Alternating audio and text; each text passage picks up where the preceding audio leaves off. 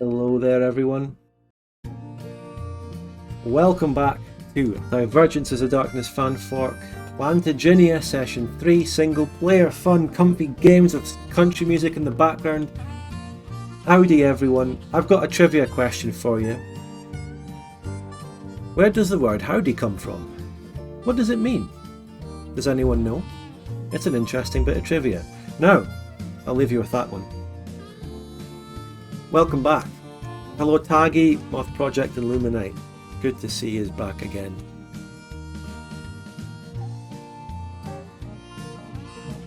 We are about to have about 3 or 4 hours of me just talking to myself, because this is not multiplayer anymore. We don't do multiplayer streams these days. You know, because whenever you want to do... Yeah, that's it, Taggy, well done, you know. Howdy comes from how do you do. Remember when people used to say how do you do when it ended in like 1950? But before that, people always used to say that. It was a normal greeting. And it became howdy, which people still say more than how do you do, I suppose, in America. So, what was I saying? Oh yes, in multiplayer you have to rely on other people. You have to schedule a game, you have to sign up for a game, all this, blah blah blah. When it's single player, just me in chat, I don't have to worry about other people. I don't have to worry about setting a campaign or relying on anyone else, just me. And I know I can trust myself to show up on time. People in American South actually say how do you do more than howdy in some places, mostly I play. Well, I'm glad to see how do you do still surviving in some places. I actually like it. I wish people said it more. I mean, I don't say it because I would sound ridiculous, out of place. But I just like it. How do you do?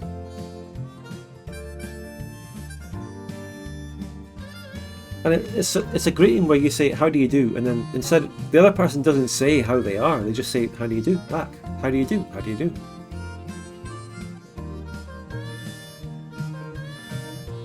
How do you do revival? Yeah. It doesn't even make sense in Scotland either, because we would use something in Scots anyway, but...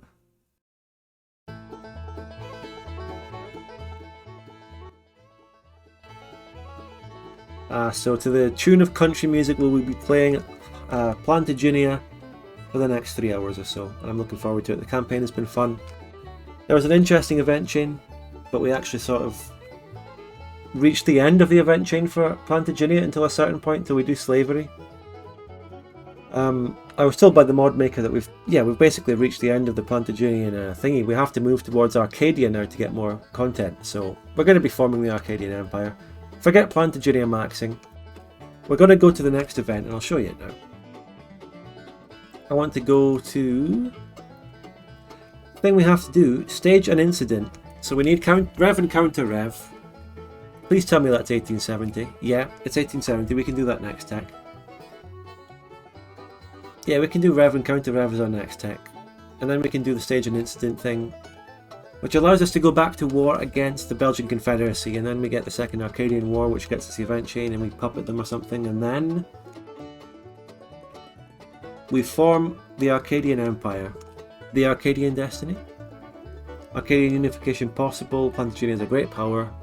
Oh, I'm not a great power. I went back down to number 9, I was wondering. And then rev and counter rev, which we'll get by that time. This decision is meant to show you when you'll be able to form Arcadia. A second different decision will unlock when the time comes and prerequisites are met. Okay, I see.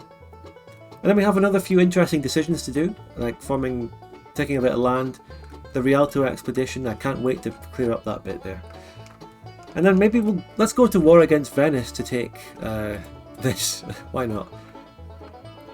It's a slave state as well. Anyway, so... And hello, Noki. Here we are. Plantagenia French in terms of lore. Is Plantagenia French in terms... Oh, you're asking that. Yes. Well... They're the colony that corresponds to the dual monarchy. And the dual monarchy's a bit mixed up. They've got Anglois and French. But basically, yeah.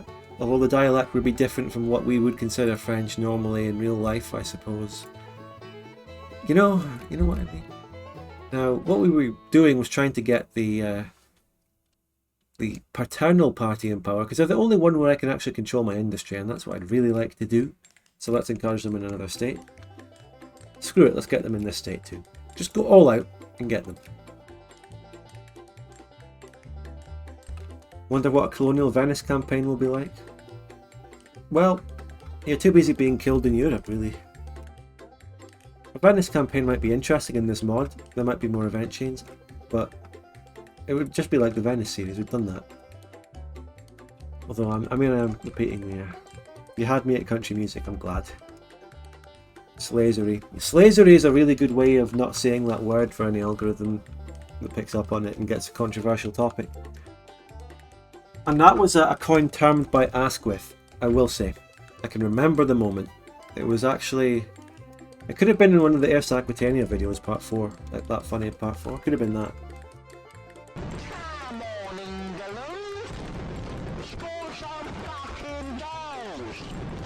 Thanks, Arbiter, for gifting a sub. Appreciate it. Tier 1 sub to Punished Corrican.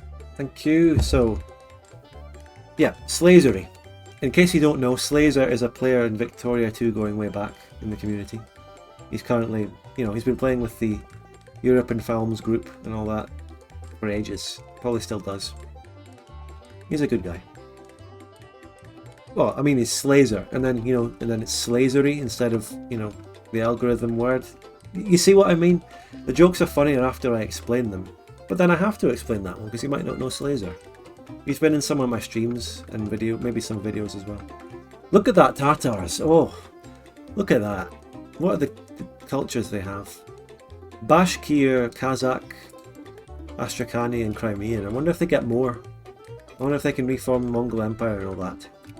Mongolian Khanate. There must be more lore around here, I don't know. Something we should look at in the future.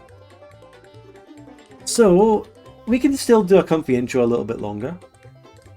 Don't know what culture plant is. Cadian. Cadian, Cajun, something like that. Don't know how they would pronounce it in this. So how's everyone doing? Did you enjoy the video yesterday by my the guest editor that we had? I think it was really nice. It was a really good video, I think.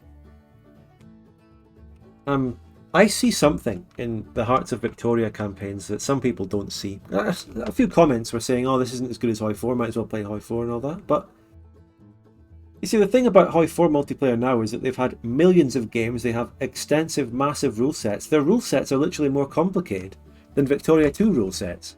Can you believe how, like, Hearts of Iron 4 is so limited in scope? They have one fucking war, yet they have rule sets that dwarf Victoria 2 rule sets about a big sandbox, complicated, janky game. So, but Hoi 4 has obviously been developed so much that they know how to play a game and get good games out of it. The Hearts of Victoria, the World War II Victoria 2 games, are so undeveloped and uncharted territory that the mods are lacking. The mods need to be improved to get the railroading, and the rule sets need to be crafted better, and we just need better hosts because we've had some failed games. It has really good potential. It was good enough, but it's hard to get into a Vic video when it's only one video per entire game. Really? I mean, I don't know, because I think a one-off video that captures a whole session is actually a really good format, and it's nice and simple to edit, and it doesn't require me doing a whole series. I like to do that. Of course, don't get me wrong, I love doing the series, but it's nice to do a one-off. The more people play Hearts of Vic, the better it'll get. Yeah, it's not regularly hosted at all or anything, so it's like an uphill battle to get it in any good state, but I like it. I really do like it. I like the format. Just a one-session game. The World War I Great War games are a lot more frequent because they actually fit into Victoria 2's timeline. But they're kind of straightforward. You just run into the enemy forever on the World War I fronts. But the World War II games can be a lot more variable, a lot more interesting, and a lot more wars of movement, obviously. There's a lot of promise. Yeah, I see it. Not some other people don't see it, but I see it. And I really do think that Japan campaign, self-contained one session, was just perfect. The way we had the China War, went into different fronts.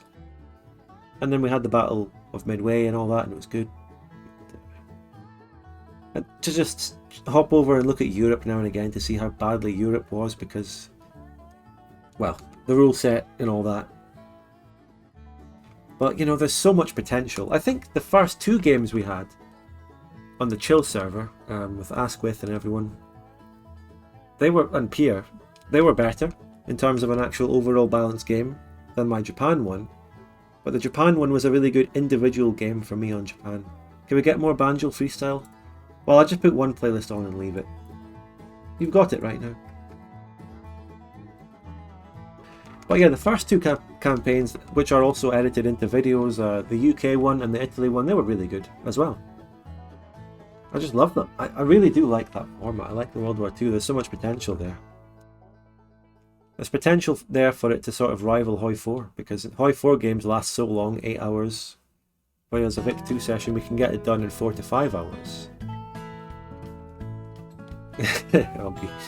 So, we're going to start in a second, but hold on, I've got a cup of tea here.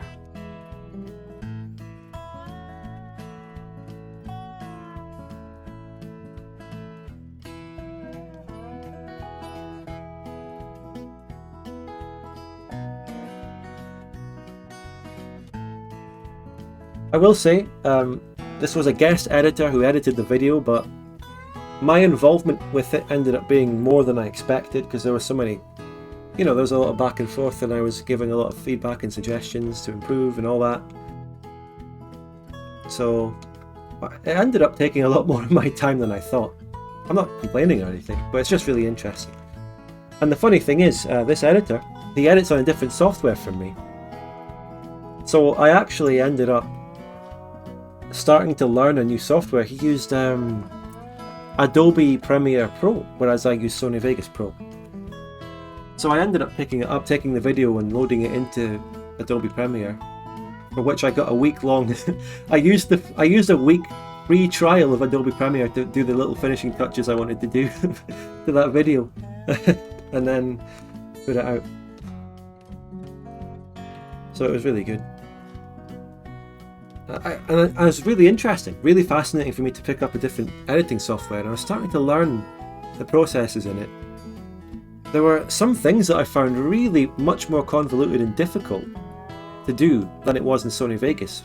I mean, it's hard to give you examples because you might not know what I'm talking about, and I don't have it here to show you, but there were just some little processes that I found in Adobe Premiere that were just, they take a lot longer to do than what I could do in Sony Vegas in one click, or one little click and drag of something.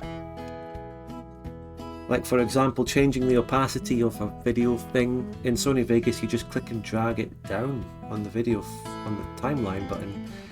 In Adobe Premiere, you had to add a filter thingy and toggle it and switch it. But I suppose, if my YouTube, this is a bit of a deep topic now, but I've always thought, you know, as I've got this job, it's going well, of course, but I've always got to have a plan B, right? Say if YouTube fell apart, I finally got destroyed by YouTube, they took down my channel, something bullshit happened, right? I've got to have a plan B, and obviously my main plan B would be to be an editor, of course, because that's the massive skill that I've built up for the last 3 years. So I feel like exploring a different editing software, getting a little bit of Premiere Pro knowledge would be really good for expanding my skill set. And all that. Financial backup would be good. Well, you know, I don't talk about my finances, but, you know.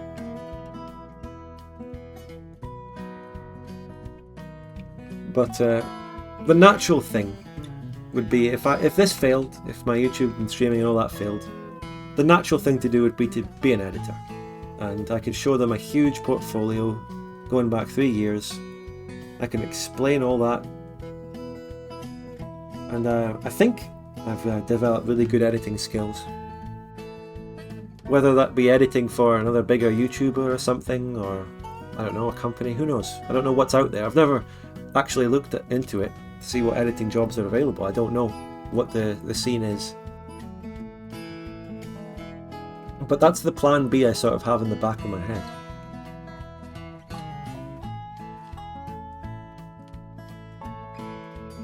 You've always got to have a plan B in life. You really do.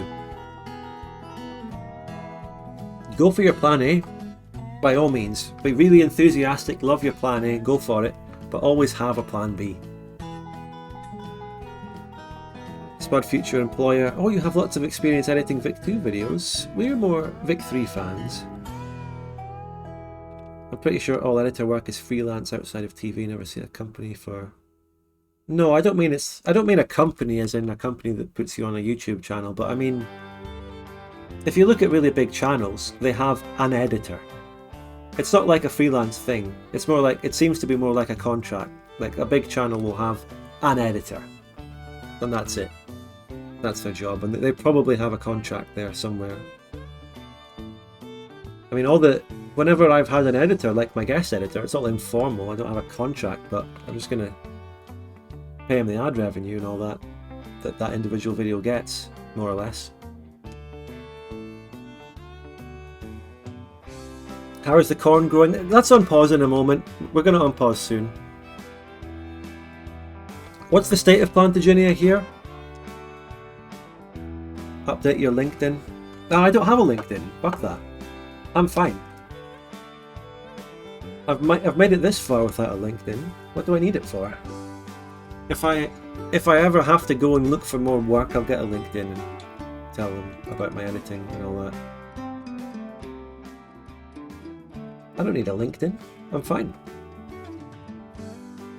So, the state of this country is that the industry is really bad, unoptimized. We couldn't get laissez-faire or state capitalism. We've been in that horrible interventionist middle ground where we just have a shit industry but we have to subsidize it. So it's really awkward, and therefore we're really unable to build any new troops, so it's really bottlenecking us. I'm struggling here. How's the map doing? Any interesting mappies of schizo borders? Well, just bring it over to Europe, I suppose. Like, the Tatar Empire is looking like a schizo border. The Russian Empire formed, but it doesn't have any cores on the Tatar Empire yet. 6.41 million pots versus 5.92. They're a little bit evenly matched, maybe. Maybe. Of course, the Latin Empire formed, but this was the early Latin Empire formation, or the Catholic Empire. So this Aragon went down the religious Pope route, if you remember back to my Aragon campaign, whereas I took the longer route into Pan-Latinism, which gave us more cores and accepted pops and everything. And Macedonia is there doing well, but they did it. This Macedonia did it completely by themselves instead of having me prop them up like last game. Did Finland gain independence? Yeah, they did. Like full independence. Well, they're a sphere, but I don't know how that happened. But I mean, maybe it's like the Scandinavians make a choice as to where they go. They've got all the Baltics, and they've got in the Belgian Confederation as a puppet. So they're doing well on the mainland, sort of. Anyway, do we still have Slazers? Yes, we do, but we're moving towards abolishing it, actually. That's been my goal. There was an event earlier we had where we either abolished it by royal decree, King Louis, or we made a compromise. I made the compromise because a certain bard told me that if I made it an abolition by royal decree, I would have been overthrown. Use your prime to give Bezos less money. And I would have been overthrown into a republic. Thank you very much, Lawrence Van Africa, for your 5 months of Prime. That's right, use your Primes, everyone. Which Prime's not a crime? There's nothing else that rhymes with that. What else rhymes with it that would work as a good tagline? Oh, line. Which Prime needs a tagline? How is the corn growing? Rural Midwest? Well, what's our RGO? Grain? We've got a lot of grain. There you go. It's time to use your Prime. Prime Australian accent. I need Pie Chucker in here to do a tagline, because it would work in his accent. So that's the situation. We're researching stuff, we're going for future events, we're waiting for the event chains to come back when we form the Arcadian Empire. We just took cores off of Lusitania. We had a little fun, interesting war against Mexico where they fell apart, and Lusitania became free and I attacked them because I gained... The cores I gain against Lusitania are quite extensive as well, you know. We gain very generous cores against them. And we don't have any accepted pops in that land. It's just pure fucking brutal conquest. But after all, why not? So let's unpause. We've been waiting a while. Let's unpause. 20 minutes without unpausing. But if you're watching my single player streams, you must be used to it now. I will say again, I take things slowly here. I like to take things slowly. I don't rush through it. I like to take my time. And if you don't like that, yeah.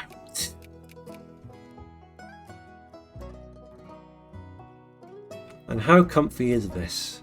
I'm glad I'm not a great power though. I'm glad I dropped out because I don't have to deal with a fucking crisis. It's a colonial one between Scandi and the dual monarchy as well.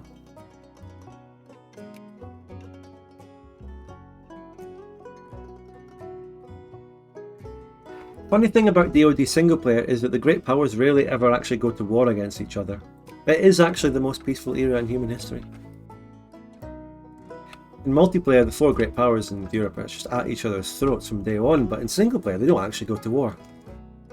And I think that's actually how the lore of the DoD fanfork works. I don't think they want to go to war. I think they're actually in a situation of peace, and the wars tend to be more scripted ones.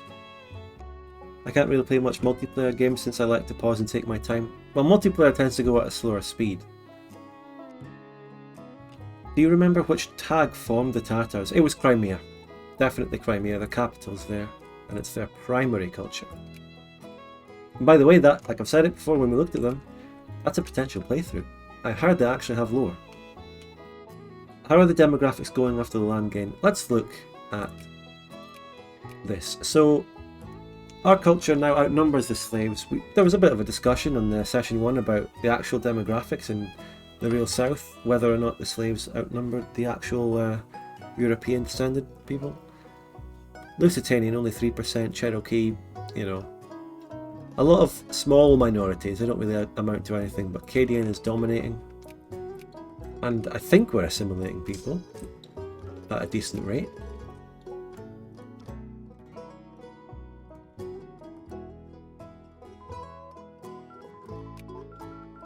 We're even assimilating some minor New World native, which is like a different thing.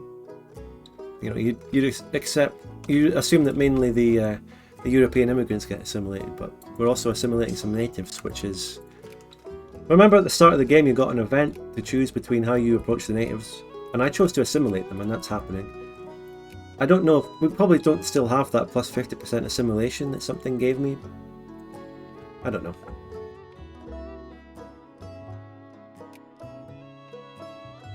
Yeah, some individual states, the slaves outnumbered the whites, definitely. And then you got when the slavery was abolished, they started to gerrymander against that because, you know, you can't have those people actually having the majority vote in a place. That wouldn't go well. According to them, not me. That was just the fact of history.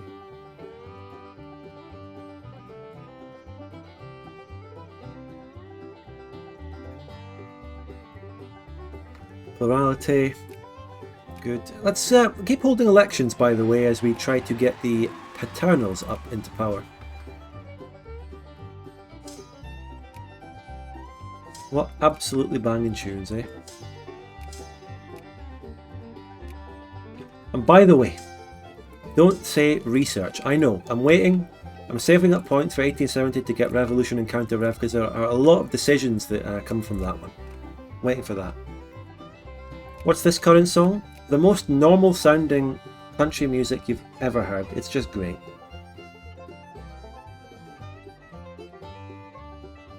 Yeah, Taggy, I've said it before and I'll say it again. Saying that the Victorian era was the most peaceful time in history is Eurocentric. Which is ironic because you'd sort of expect the people making that decision to also be in favour of making a game not Eurocentric. Typically that's where they lie on the view of that. Hello Judge Goban.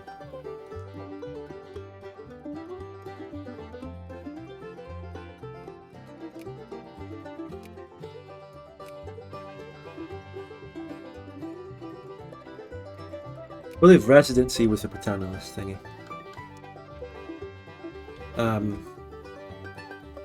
yeah, residency. I can't do it in that one. Eurocentric, the continent was still on fire from both rebellions and actual wars. Well, I know Europe, even Europe was still, had plenty of wars during the time period. But I think there were even more overseas, especially in China, and the imperialism in Africa, and the American Civil War, and wars in South America. Every other continent also had loads of wars. It's just... I know that this is a dead horse to be arguing this case against that argument for Victoria 3, but it still leaves me dumbfounded now and again when I think about it. Like, people really said that. People genuinely think that. People still think that. Well, I'm not arguing against a straw man. It really is something that people still say to this day. I mean, if you want to bring it up on the Paradox forums or on the Reddit, there will be people who still argue this. I even still get a comment on my old Victoria 3 videos, like the War System video, still arguing this occasionally in my videos. State capitalism. So I'm not arguing against a straw man with the peaceful time and history thing. People really do say it. Like, I wouldn't be arguing against it if no one said it.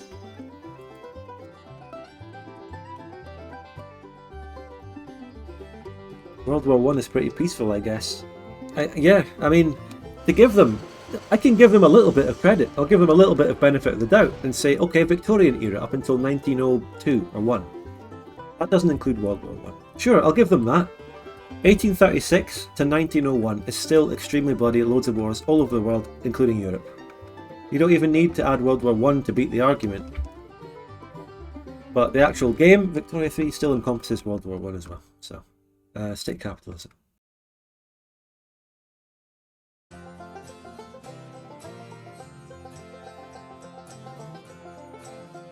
Someone asked me about this on Discord like a week ago.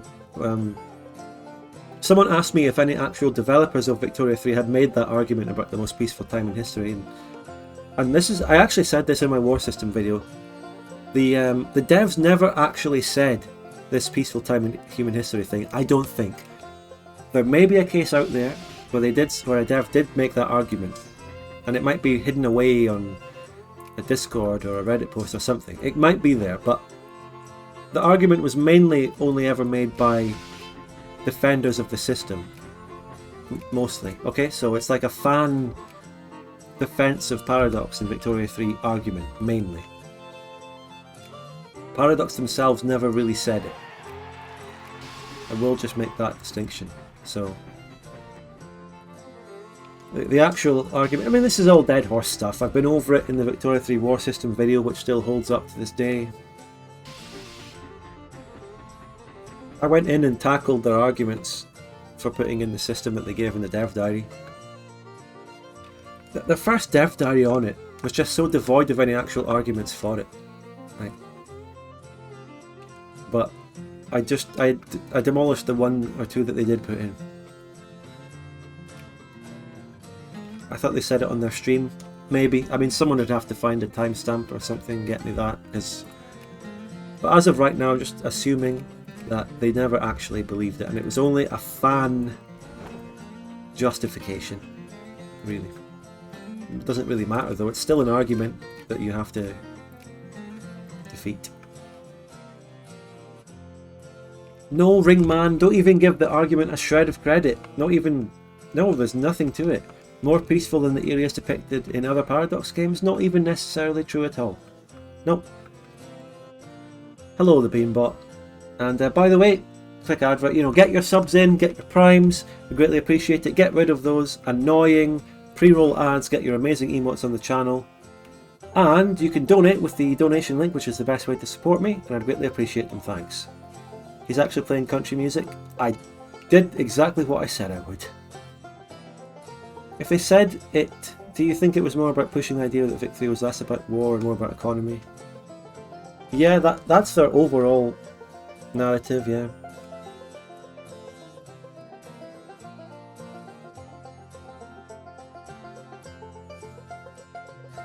It's like, yeah, Paradox gave an overall argument that victory was going to be less about war, more about economy, and then fans came in and were like, yes, okay, so yeah, but this was the most peaceful era in human history, so it makes sense. Something like that, So these colonial lands, the interior, we're slowly colonising them. The Apache territory here, we haven't really colonised that very much. I'd like to put a colonial migration focus on that one. I want to get more people in the Apache land. Inspired on your playthrough, I started a Belgian Confederacy plate and formed the Arcadian Union. Nice one, Minuto. I think Belgian Confederacy would be a fun playthrough as well. They have their own lore and their own event chains, so it would be good. Like I said, the content in this mod is just endless. I can get so many playthroughs out of it, and I'm not rushing to get through them. There's this mod can give me streaming content for ages. I don't know how long, like a year. How long will it take me to get through all the good event chains it has? The dual monarchy is collapsing internally to rebels. Look at that. English nationalists are up there. Qingchu or Zhorao into China would be good. I don't think Qingchu has LARP. I think a dev said that this one is currently unfinished and lacking, so I wouldn't play them. But Zhorao definitely has stuff. I mean, the 3 countries that start there, they have chains, so they would be a good playthrough. And then, yeah, you're right, I forget. Trying to form China out of them would be a really interesting playthrough. A really big challenge. China's already formed here, I don't know who formed it. Min is the accepted pop, but the primary culture and the capital's in Nanjing. I don't know who formed it. Chinese Australia sounds fun. Yeah, there's Muslim countries here. That's like a Muslim Chinese country there. Oh, time for Rev and Counter Rev. Ah, what's this? Yeah. Oh, can I buy my techs yet? Can I buy my techs? Industrial upgrade. Oh, it's 1875, not 70.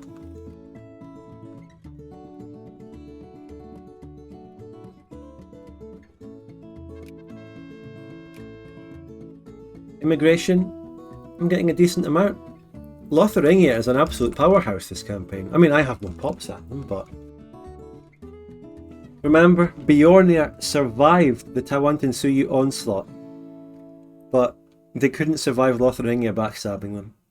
It was a crazy turn of events. In the first campaign as Aragon, Bjornia got annexed by Tawantinsuyu, and then I thought they survived this time only for Lotharingia to kill them. Absolutely tragic. It's not coming home this time.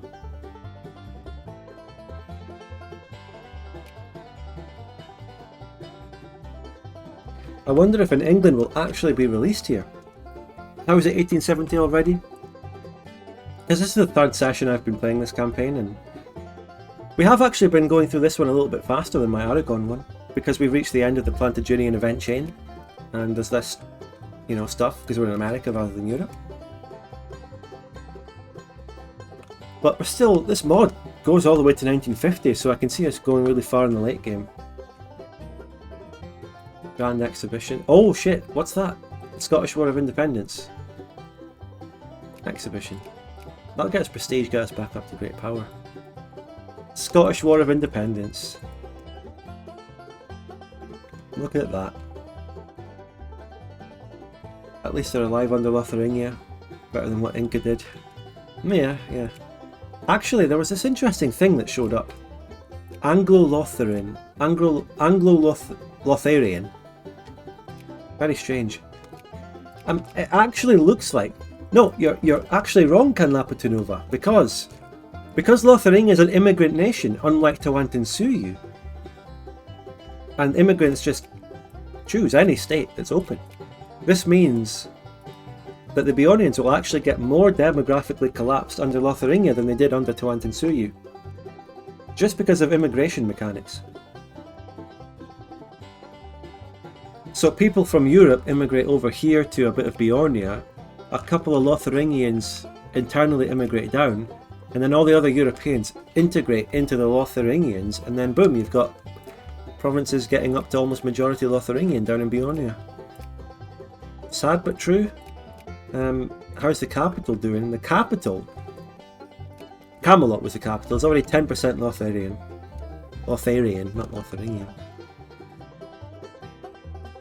I found out that Anglo-Lotharingian exists at the start of the game in that province. Yeah, it's like a mix on the border between these two, so... Tavish MacDonald. has declared an independence from Scandinavia with the support of government defectors. Scandinavia is furious, they'll crush it, many saying that the Nordics are correct in their assertion that the Scottish stand no chance on their own. But there is a chance that the present government in England has backed this rebellion. Oh. Is that... Okay. I mean, there's English rebellions going on at the same time as the Scottish one. Ironically enough. Can Scotland win that? When you compare the armies, straight up, they can't. But can the AI Scandinavia actually send enough troops to go down there and win that? That's the question.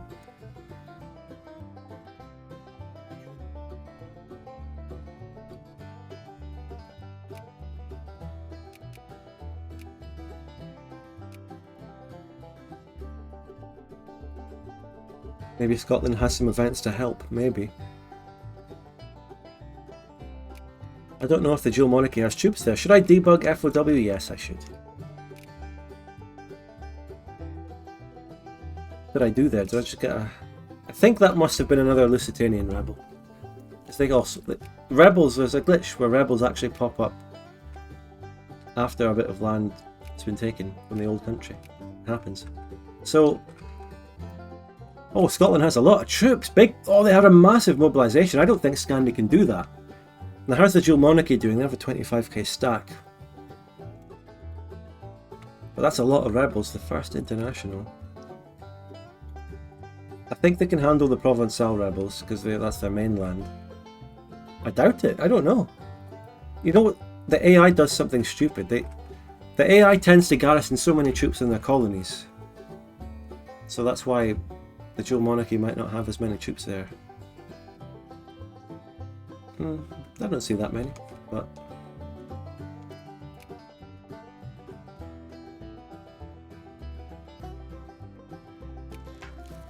What did I just click? Example. I meant to click on choose a trade policy. I think Scotland's got this. Oh, Scandinavia landed 5k. Wow. Decatastrophe. Something happened to Bohemia.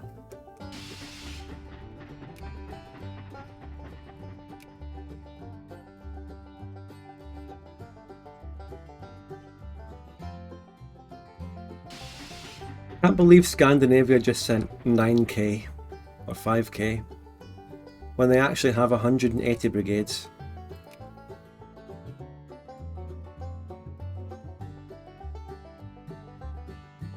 But yeah, I've got my Vision Alliance here, and oh, the dual monarchy sent 32. I think, unless England releases now or something, the dual monarchy might be able to claw this one back. But this isn't an official scripted rebellion. There could still be an actual one of those. This is just normal rebels. Do I have any normal rebels? No, a little bit maybe. Lusitanian rebels, not that much of a threat. Scandi probably has no transport, indeed.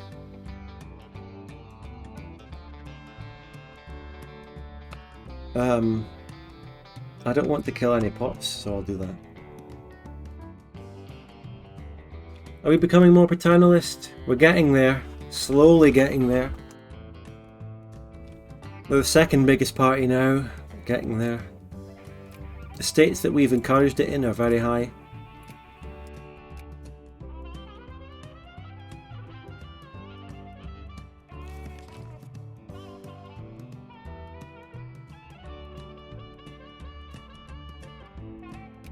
Hello there, I hate Twitch ×2, welcome in, glad to have you. Okay, we're getting social reforms. Let's go. So, healthcare, I suppose, it's the most obvious. Just get healthcare. Get some pop growth. Yeah, and a little one immigrant attraction. Just get that. You can't say no to it. Do you have any issue to speak of? Well, it's not my fault they are the best party, okay? I didn't choose that. I think you'll have to take up that question to the mod makers, not me. They're the ones that made them the best party.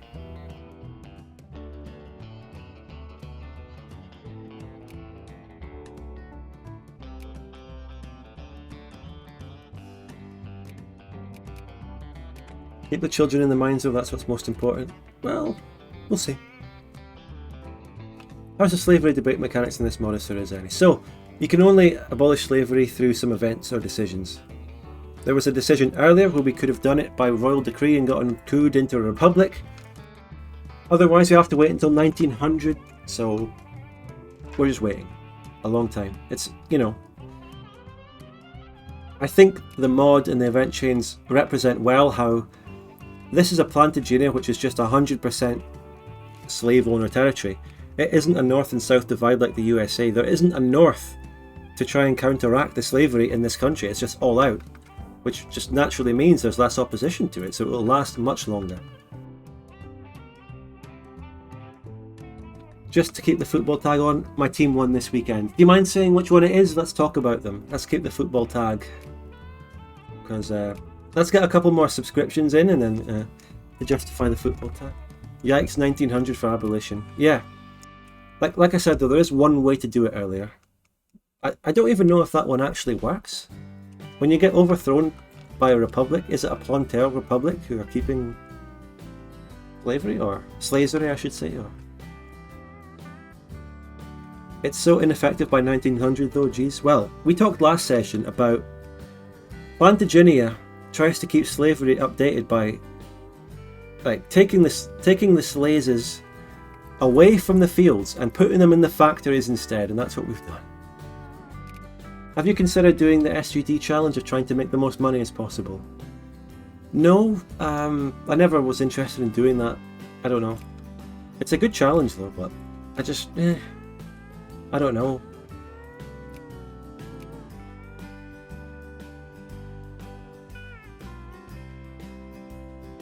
When did Brazil abolish for good IRL? A couple of years ago, just in 2021. RCD Espanyol, the smaller side of Barcelona, right now we're in the second division after a horrendous relegation. Oh. 1883. Sorry, I got mixed up. Let's go up to speed 4. Let's just get through this revolution and counter-revolution and then we can do stuff.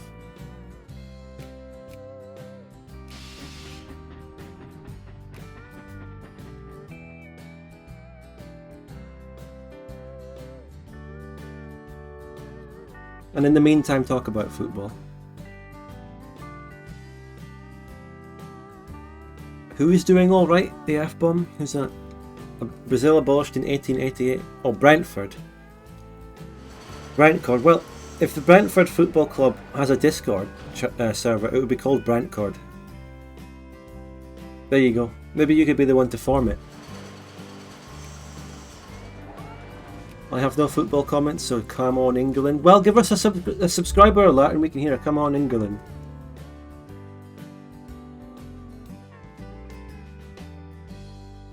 Oh my god, can we get another social reform?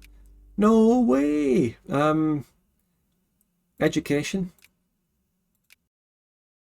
Which ones give the most immigrant attraction though? One. Maybe all the first ones are just one. I've got 3 days until I can renew Prime, okay.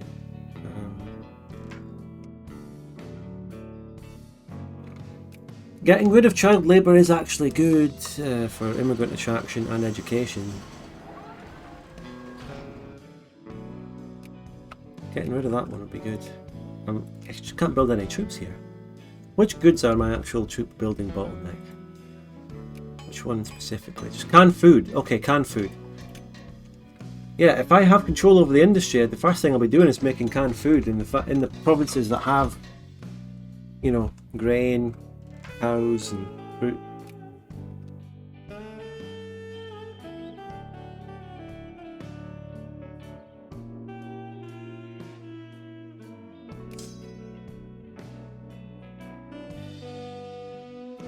Children yearn for the mines, says Noki, not me. That's why, you know, there's so many children these days are being diagnosed with supposed ADHD. But what it really is that they yearn for the mines and they're restless, they can't concentrate. because they demand to be doing manual labour. In Lower Plant is French, right? Yeah, more or less. Simplified, yeah. So we're a great power again. Let's get sphering some stuff. Let's get the sphere back up. We're back, and hopefully we can stay around this time. And yes.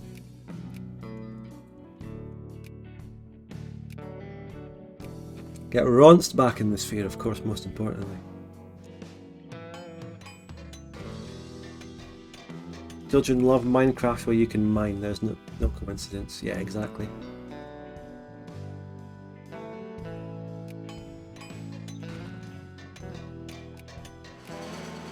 Ronst is already back in the sphere. Japan is trying to sphere Qingchu. No, don't let them. Oh, Qingchu is back in the sphere, yes. Getting these spheres might actually allow me to build some troops, because I might be getting some better goods. Might be getting a good sphere market back. Maybe it'll work with a few more spheres. I have ADHD and I don't like Minecraft, I like Paradox games. Okay, I see. Acceptable school system. And that gives immigrant attraction +3. The last one gives just +4. Oh, this is a banger. Oh, this is a banger. Can I get some dancing emotes in the chat? Do you know any? Just came back from my work in an Amazon warehouse. Just to pour a glass of wine and watch Buddy. I like the chill atmosphere. Great to hear it. Sounds like a great evening. But did you get permission from your employer to have a glass of wine? Do you not have to fill another quota of 5 more delivery packages before you're allowed that?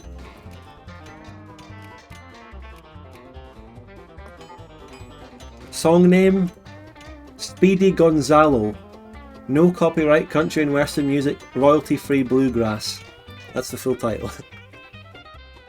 Yeah, doesn't really roll off the tongue, the name of that song, but it's a good song.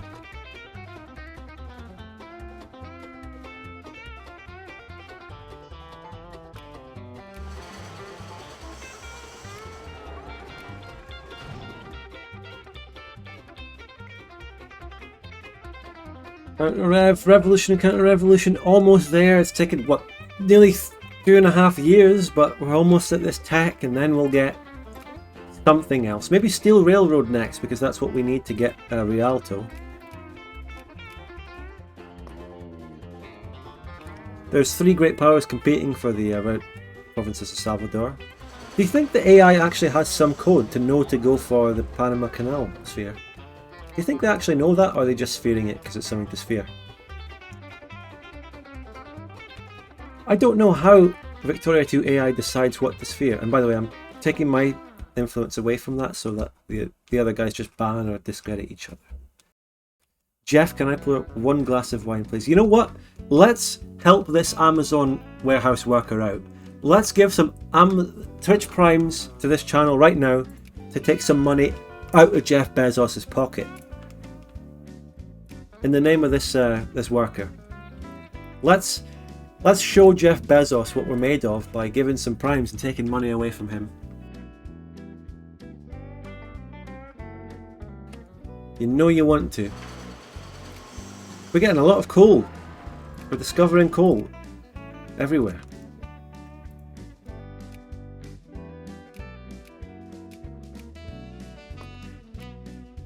Can we build units yet? Come on, surely some of the artisans in my new spheres can make stuff. Come on. Nice try, Buster. Look! Get the Twitch Primes. It's simple. It's simple as that. Just get your Twitch Primes.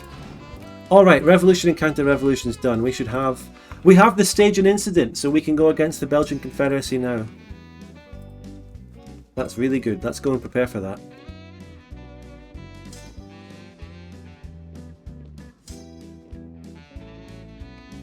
Otherwise, next tech, let's just go straight for Steel Railroad. Fuck it. Just for that event, those decisions that I get from it. Right. Good times.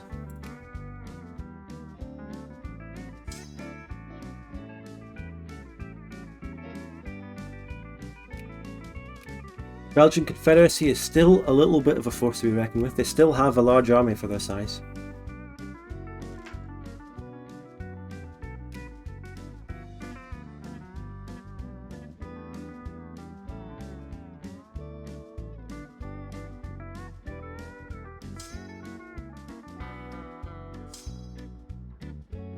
Should I have to mobilise for this, or is 3 stacks enough? I'm going to do it with 3 stacks. We've got Jean Rouen. I trust Jean Rouen to win some massive victories here.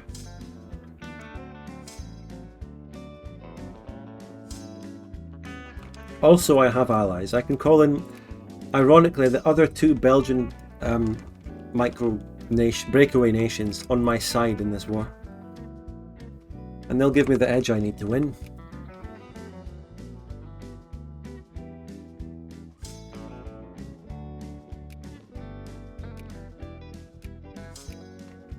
I barely even have supply limit in order to fucking stack 30Ks on a province. Ridiculous.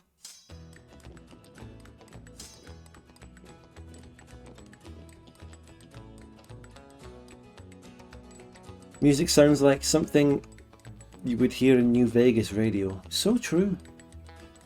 I think of Fallout New Vegas every now and again, and I get an urge to have a playthrough, but I wouldn't really get that much out of it. I've played it enough and gotten everything, but just think about it now and again and go, fucking hell. Fallout New Vegas. Try a survival mod. I mean, there's mods, but... And there are actually some of the DLCs I never fully played through. But, let's stage the incident then. Let's do it. Where's my incident? Can I, oh, it's 1825. So, stage an incident.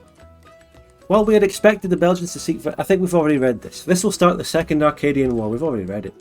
Let's go. Staging it. The war already starts. The War of Northern Aggression. That's ironic.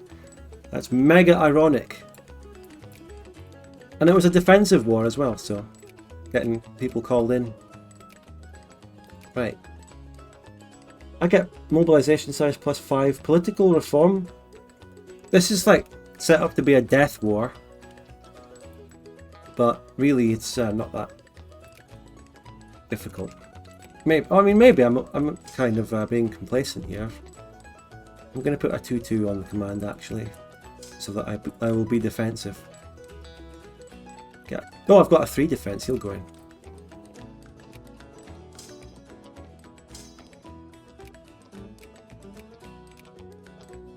I get 46 mobilizations here. I think I'm worried that the Belgians actually got a similar event where they have a massive expanded mobilization. I'm worried. I'll mobilize if I have to. Just the game is setting this up to be a death war of full mobilization, but for me this is more just a little special military operation. I'm not mobilizing. They did, well, no doubt, but I'll deal with it. We'll be fine. All nations do for wars like this. They can just go and siege down my allies and I'll handle the main front.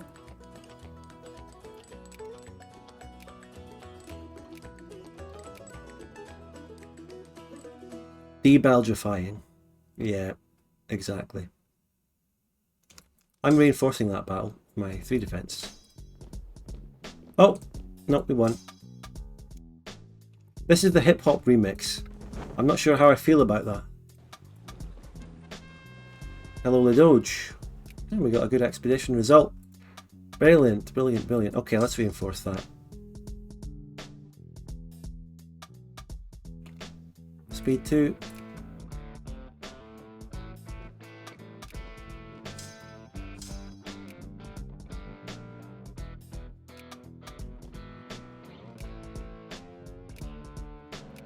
Move through there, take untold amounts of attrition. I want to go and help my ally here. It will be a strategically good battle. As long as I don't get auto-retreat maimed, we're fine. Ruined if it isn't Benjamin. I know! I didn't ask for a hip-hop song in this playlist. Doesn't feel right. Not because I have anything against hip-hop per se, but just out of place in the timeline, in the time period we're in.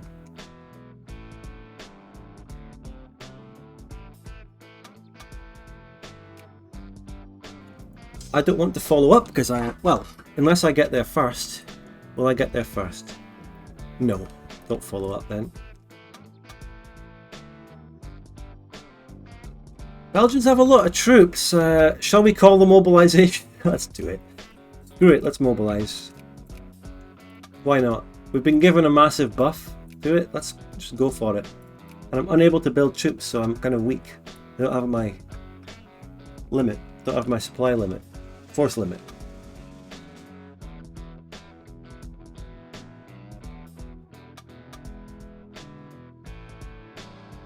Paternal rebel power gain, that's what you want.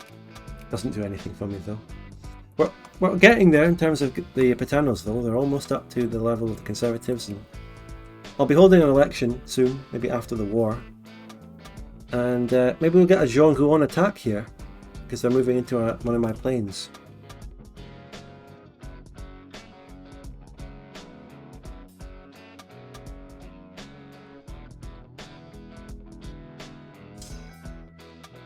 Right, the mobilization is in.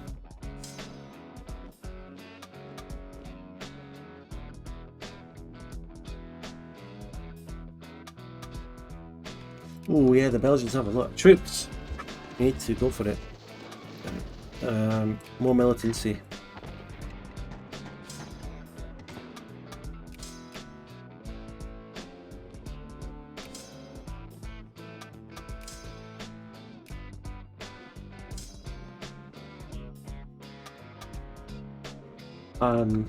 I have no comment to make on that in the chat. Let's get Jean Gouon. Oh, leadership. Oh, more leaders.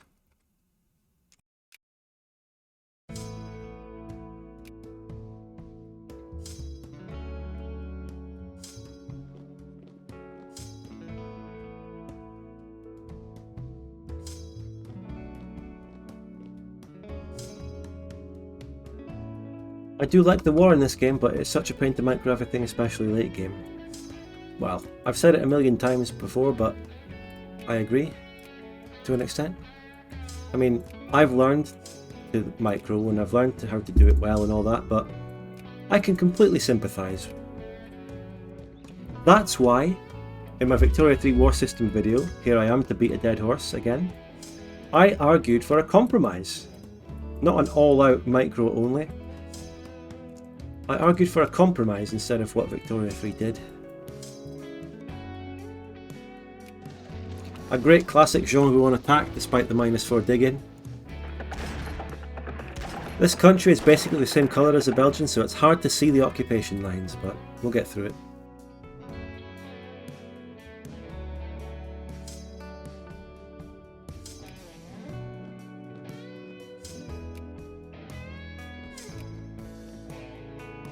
Even Qingchu is coming across now with a huge contingent of forces.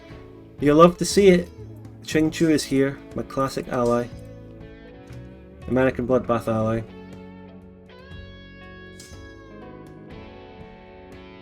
I think we're going to launch a copyrighted and patented Jean Gouon attack into World Wisa.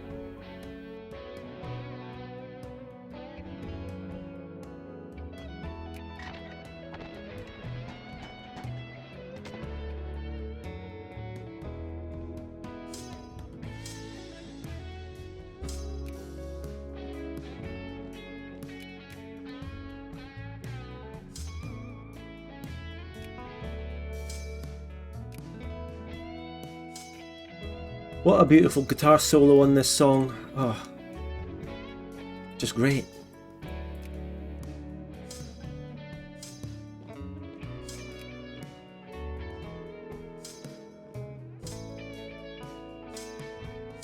There's going to be attrition. There's going to be attrition, and there's nothing I can do about it. One follow-up. I mind hearing someone say Hoi 4 war mechanics in Vic 3 would happen. No, it was Hoi 4 building an econ. Yeah, some of those things about Victoria 3, I still have to remind myself that they really happened. I just still cannot get over some of the decisions made in that game. And I don't think I ever will truly understand some of them. People wanted a Hoi 4 frontline system for the war in Victoria 3.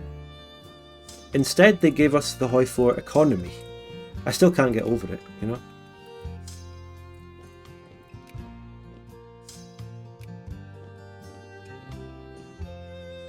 Why does this stream still have a football tag? Well, because football is a very important component of this stream. We talk about it, it's my sub alert. I think if I was to have another sub right now, we would hear it. I think that would be very nice. This is a football stream, officially.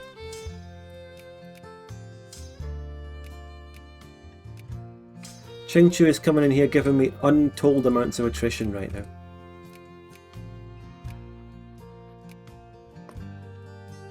Thanks, Ching Chu.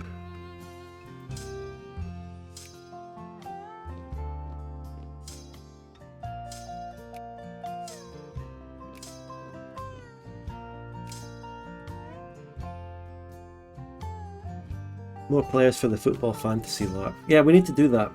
I need to work on that thing more. Other people have been doing great stuff for the football. People are making real DoD football countries and Football Manager and all that. I just don't have time. Fucking attrition from Ching Chu. Ah.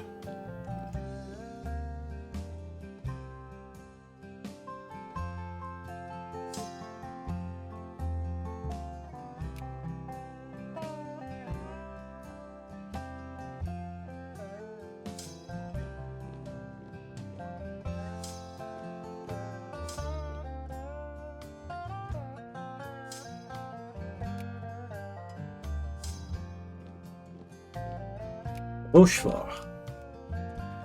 Do you work on top of this, Spud? No! How many times do I have to say this is my job? I even said it earlier on this stream.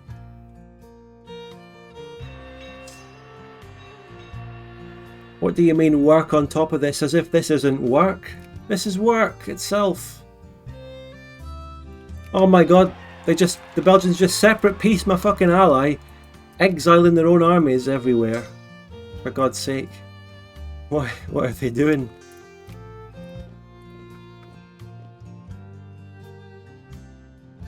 The Ching Chu Northern Offensive is doing its job.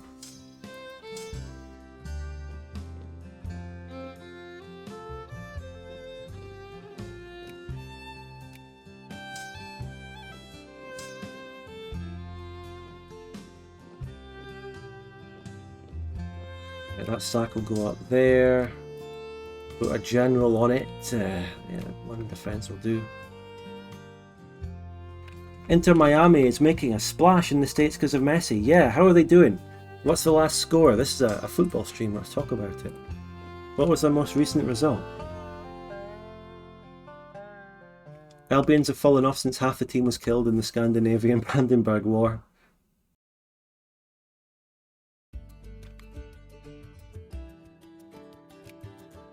Oh no! Ching Chu! Help them! I can't put Zhong Huan in that battle. Oh! Oh! Hey, what are you doing down here? What are these moves?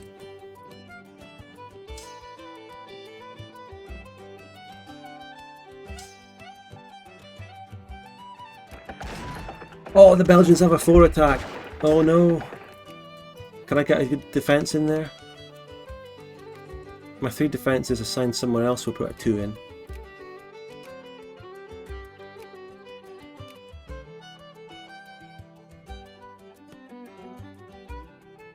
They beat New York Red Bulls 2-0, Miami did well. Ah, fantastic. Good for them. How did this football match between Plantagenia and Belgium start? It's just a friendly. Just a friendly. That Wang Sun general has taken over from my 2 defense, the scumbag.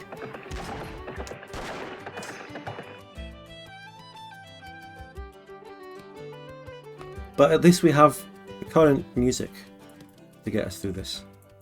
Oh, the attrition, no! The war by Jingo, not the attrition!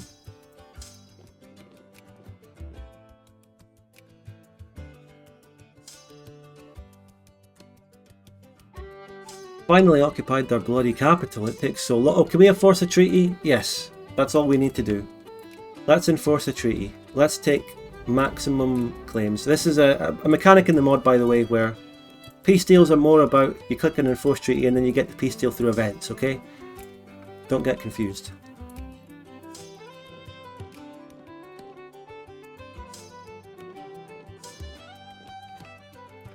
Okay, take the armies back home.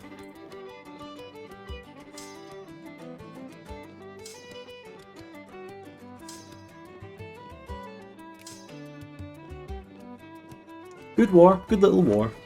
Nice one.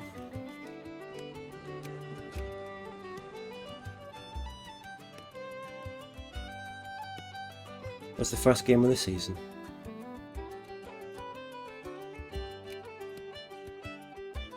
Let's hold an election. Get the I can't. We have one underway already. Okay.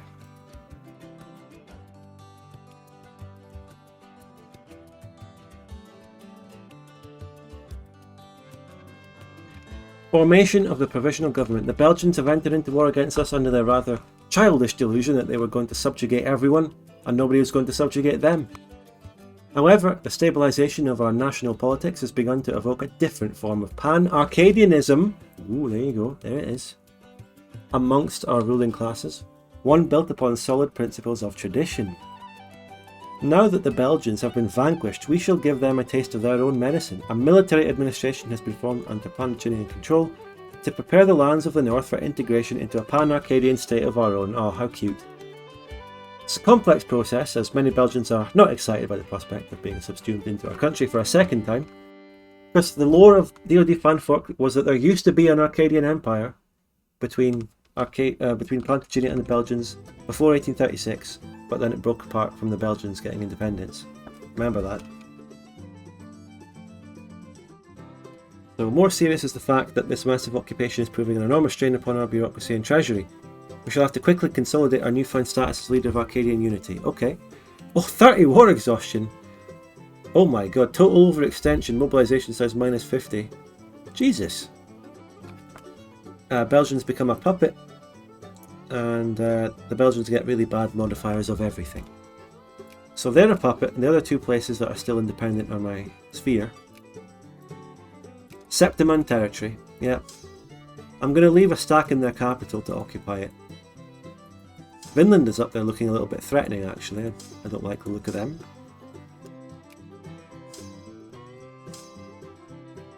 Mobilized stack there. That's not a mobilized stack. Mobilized stack there. Mobilized stack. Mobilized. Mobile stack. Alright, good stuff. Finland was never part of that empire. No, yes, exactly. It starts 1836 as a Scandinavian colony, and they usually break free. Now, let's see. I mean, where is preparing against Belgium? Right. Although it will take time for Pan-Arcadian to spread amongst the common people, so we have to solve the economic things. This decision is meant to show you when you'll be able to destroy Belgium if they have not attacked you beforehand. If this occurs, then a second different... Is this something different? Septiman... No, it's... We have to destroy them again or something, yeah. I guess... Well, it doesn't say... It says... I don't know. Not a secondary power or not a great power? They're already not, so I don't know. I don't know. Do not have country flag second Arcadian trigger. Maybe that'll just take some time, and then realise the Arcadian dream. Plan B enacted. There's different modifiers I need to wait for. Form the Septiman Provisional Government. Have no truce. So when the truce expires I can... Isn't that what it already is? If Vinland and Qingqiu have not already acted against us, then they may take advantage. Up to Belgium, which wants that. This is I'm confused. Just wait for events is all I can do, but some of these events are looking a bit weird. Okay, alright, that's it then. Oh, okay, this is it then. Well, that's a bit rude. Go back to China? Jesus Christ, that's rude. State capitalism. Destiny within reach. We are entering the final stages of Arcadian unification. As our administration prepares for the merging of our nations, we must consider the mood across the rest of the continent. If any of them have something to say about this, they can fucking come here and fucking come and have a go if they think they're hard enough. Vinland and Qingqiu. Our diplomats report that the Qingqiuese are intensely anxious. They're my Skraeling. They're my Skraeling. They'll do what I say. They will do what I say. Vinland is less certain. If we have deprived them of lands in the Great Lakes, which they saw as rightfully theirs, they shall likely demand their return. In 14 days of unification, 2 weeks. 2 weeks until collapse. China is collapsing in 2 weeks. In 14 days, the unification of Arcadia will be announced. If we receive an objection from Qingqiu or Vinland within that time, we must prepare for compromise or war. We've already received one from Qingqiu. Right, hit that. Oh, I can do it now or something. Right, okay. As expected, the Qingqiuan government has reacted to the prospect of Vinland Arcadian unification by issuing an ultimatum. An ultimatum. Their army is literally walking back across my land after helping me in a war, and they're demanding an ultimatum against me for land that we have clearly marked out fairly between our cores.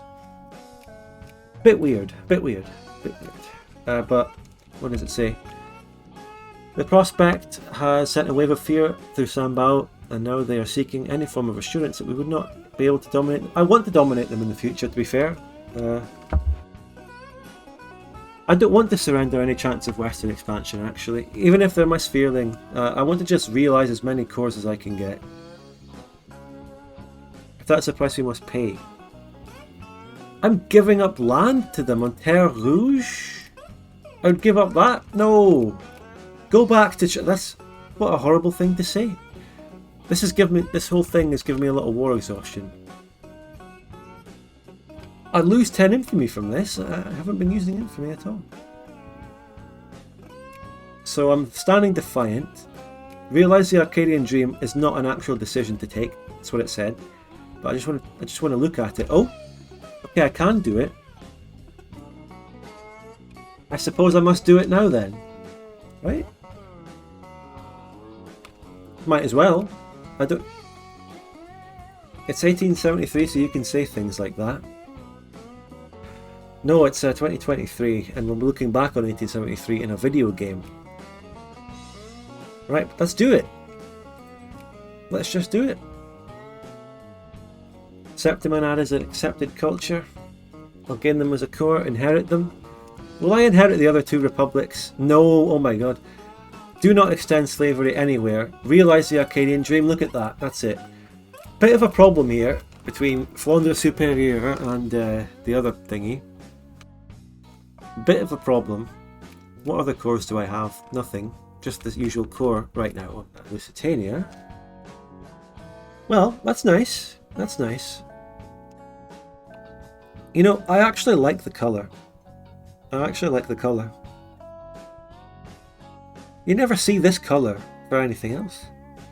Don't worry, I'll fix this border though. I'll fix the border. There's a steel factory there though, which is rare. Barely have any of those. But these fucking Belgian provinces have not built industry either. It's dire. It's really bad out there, industry-wise. So, what's the party we've got here now? It's all different probably. It's just the same. The reactionaries are no longer agrarian. But we're still going to have to go for paternals, yeah. Paternalism all the way still. Yeah, just keep putting up the paternals. Our accepted pops have been drastically boosted. We now have 3.65 million. We're still a slave country, sadly. But we just made new states and we did not extend slavery up there. Very interesting. Did they delete factories? I think they did. When they were my puppet, the nation ruined and deleted factories. That's really ugly behaviour by them, frankly. Build some troops and still not be able to actually make any because of the economy.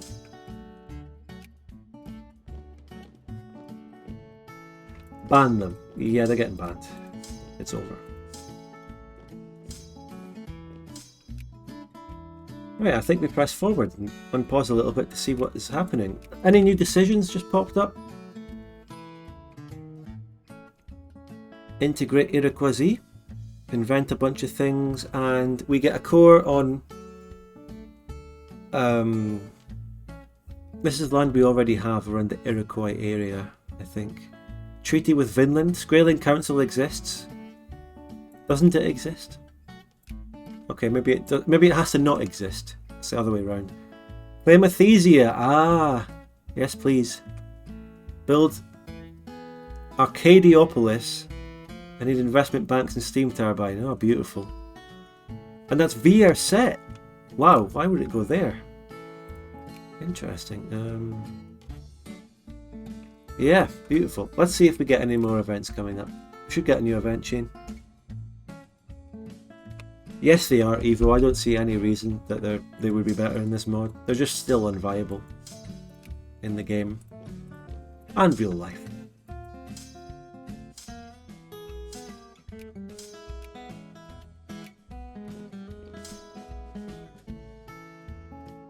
Is my capital still Nouvelle Orleans? Yes. I wonder how I'm going to get rid of the slight problem with those two Belgian countries. I'm hoping that I might inherit them. I think they meet all the requirements for inheritance. I have a core on them and they're my accepted pops. State capitalism. Our population probably became less paternalistic though because the Belgians just got accepted as accepted pops and voters. Alright, so truce with Lusitania? We can go in on Lusitania again. I'll send the army. Oh, yes, I'll send the army round.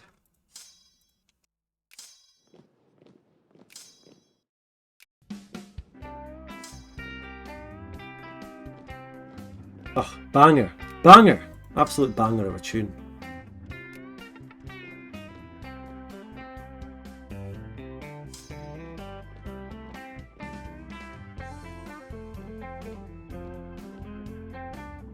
Absolute banger of a tune. That's Arcadia though. Arcadian Empire.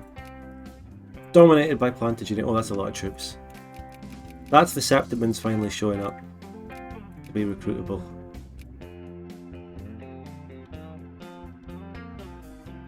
And I still can't build any troops until I get the paternals. Let's wait a little bit. Let my encouragements do a bit more, and then as we start to get close to them being the biggest party, I'll hold another election and hopefully get them in.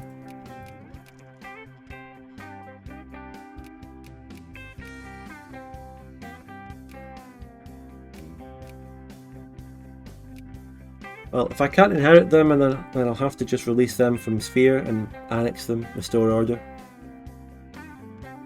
I can't hear Septiman without thinking about TES. You mean Septim? Uriel Septim and all that?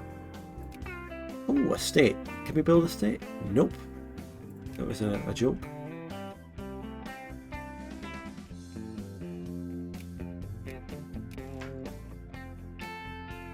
Now that I have colonial points, is there anywhere? The Imperial Nobility Act. After our subsequent conquest and integration of the old Septiman territory, we have had to conduct a new and experimental ways of ensuring traditional support from land barons and other capitalistic influencers. The best way, it's actually true when you think about it, the best way to take over a country, at least in the modern era, is to use the influencers to spread the message. Pay the influencers and they'll influence the people to go along with your message. Remember at the start of COVID and lockdowns and stuff? How all some big influencers were paid to tell people to stay home and all that? We just need to do that. But except we have to make people influence people to support fucking Plantagenian rule or Arcadian Empire rule over them. Soft power, yeah.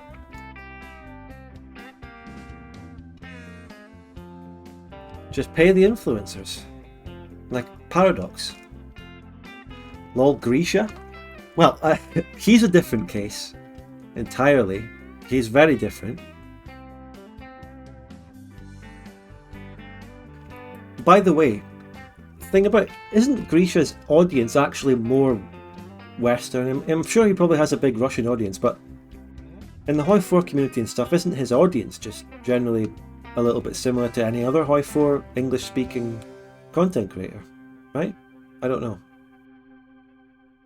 Even though he's Russian and he's done all his Russia memes and stuff, I would just presume that his audience is probably still just like crossing over heavily with Tommy K and all that. I don't know anything about Grisha, really. He's actually stopped by to my Discord and the Open Vic Discord a couple of times, but I don't know anything. Seeing him do the old Wagner stuff, it's a bit weird.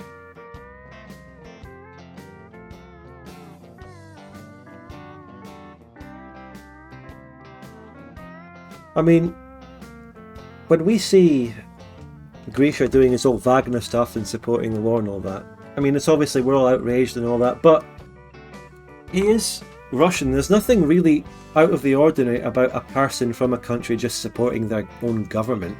I mean, we don't like what their government's doing and all that, blah blah blah, but nothing more normal than someone just supporting their own government and what they're doing. So, can I hold it against him personally that much? No, not really. And he's young as well. Young and fucking impressionable. So, I mean, Chinese content creators probably really support the Chinese government a lot. Even non-Chinese people like John Cena. Anyway, I don't know. So what were we doing? Yes, we're using the influencers, the Plantagenia elites, so this is just shifting some demographics, making people more reactionary. We're winning over the ruling class of the Belgian Confederacy, the ex-Belgian Confederacy. Gold Rush, where's that? Find the RGO, click on it, and then find the gold. There's some gold here. Where was it? Grand Plain? Up here? Okay, Conservatives win again. That's got a big gold rush, so you're going to get a lot of immigrant attraction, and it'll be assimilated and stuff. Yeah.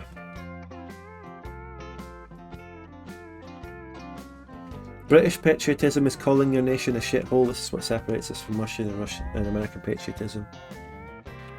Well, yeah, our nation is a shithole, let's face it.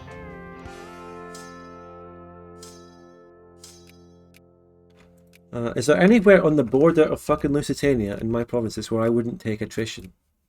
Only one. I've only got one way in. Lusitanian war is just going to be such an... You know what? I'm going to declare on them, but I'm going to make my allies do the work. Alright? I'm not even setting foot in there. I'm sending the Qingchurins in. They can do it. I'm not taking attrition. Fuck that.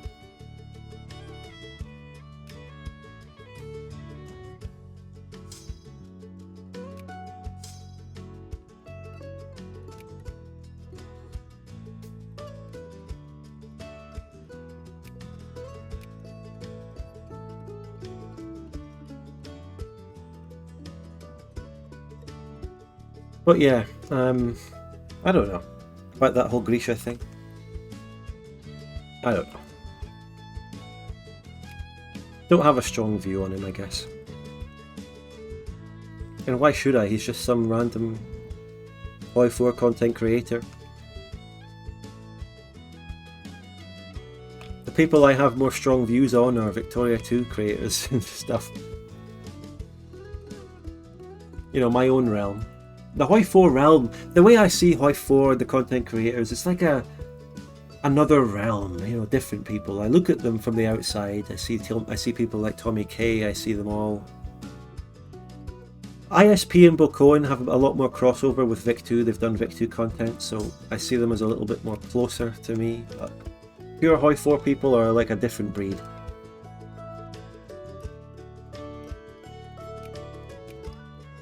And their community has its own serious fucking dramas and problems, and everyone does. Every community, online and in real life, has problems and drama. Again, I'll say it again. I'm not actually talking about any actual dramas here, but in general, a lot of people I've seen complain about drama. They're like, oh my god, drama's happening, you suck, you must avoid drama. But listen, drama is part of human nature. Everything in real life, everything in which humans interact with other humans will have drama. This is something people need to realise and accept. It's almost unavoidable. I mean, you should try and avoid it. Go out there, conduct yourself with honesty and try and be fair and nice to everyone, but drama will happen.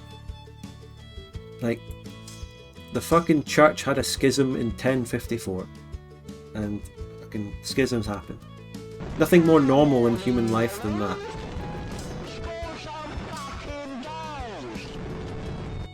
All you can do is be mature, try to get through it, but I believe in standing up for myself. So when someone like the big B, ending in O Cohen, says ridiculous, hateful things, you've got to stand up for yourself and fight back a little bit. But yeah, thank you Throbel for the prime, appreciate it. Our political machine. So in the end, it was easy to convince the elites. We just threw money at them. That event where I convinced the Belgian Confederacy elites, I should have had to pay money. Because if you just pay them, they'll do what you say. Blah blah blah. These old men were desperate for any way possible to keep their power. Yeah. I think, was it mentioned in Machiavelli or something? If you're a country and you're conquering another one, a good way to do it is to win over the elites of that country who are already in power, in place. Are we getting more music?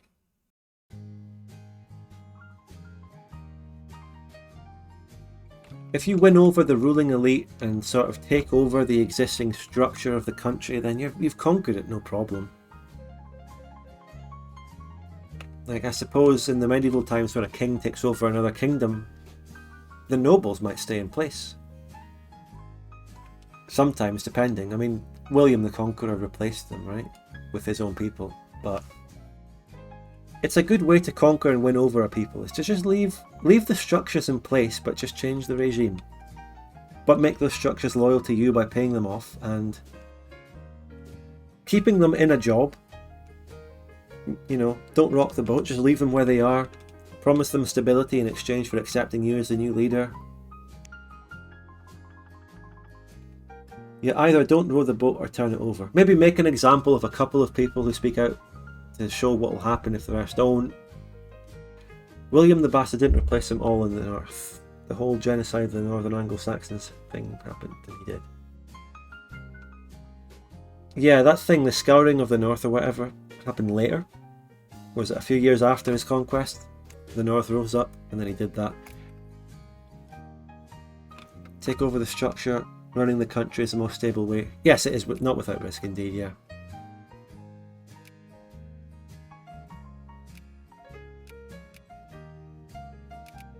Well, Noki has strong opinions on the Norman conquest. He calls him William the Bastard, not William the Conqueror. He thought he was a right bastard. She thought he was a... Sorry! She thought he was a right bastard.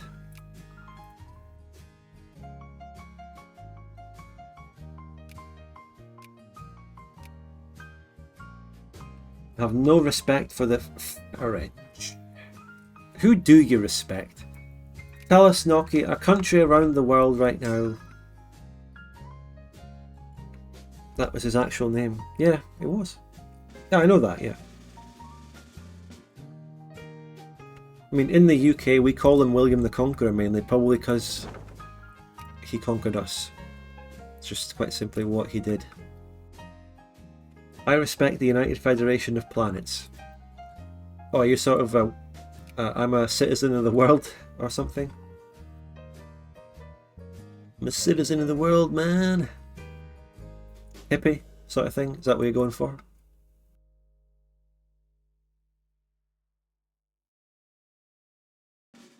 So, just let my allies go in and do this work for me, let them conquer Lusitania.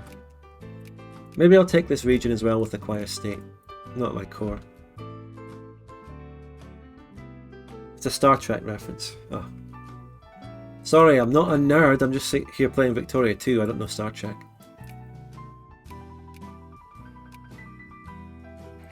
Please, I'm holding an election, even if it's a wartime election. I just want the fucking... I need the paternals. I'm not building anything. I can't build a single unit. No canned food in this country. Do I have a canned food factory? Do I produce any canned food? I produce 3.4, but it's not enough. Need more.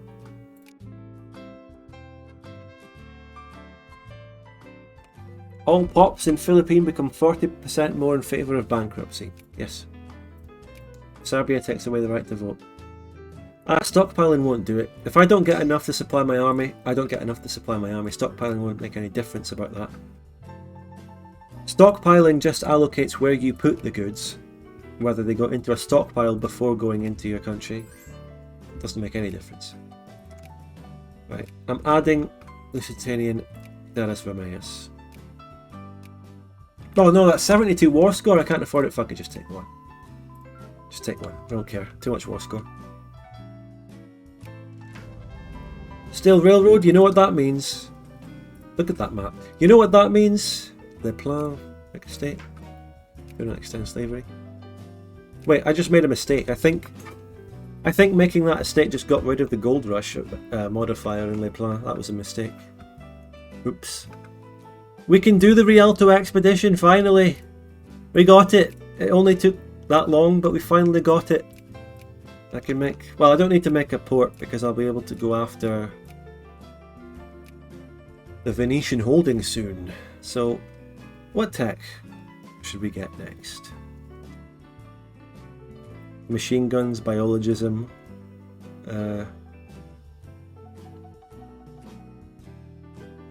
Let's get... oh god, we need to actually update our mill tech. We need to go towards machine guns, so I'm going to get the next mill tech. Investment banks, so I can go up a couple of these techs here and get towards investment banks, which give us something good.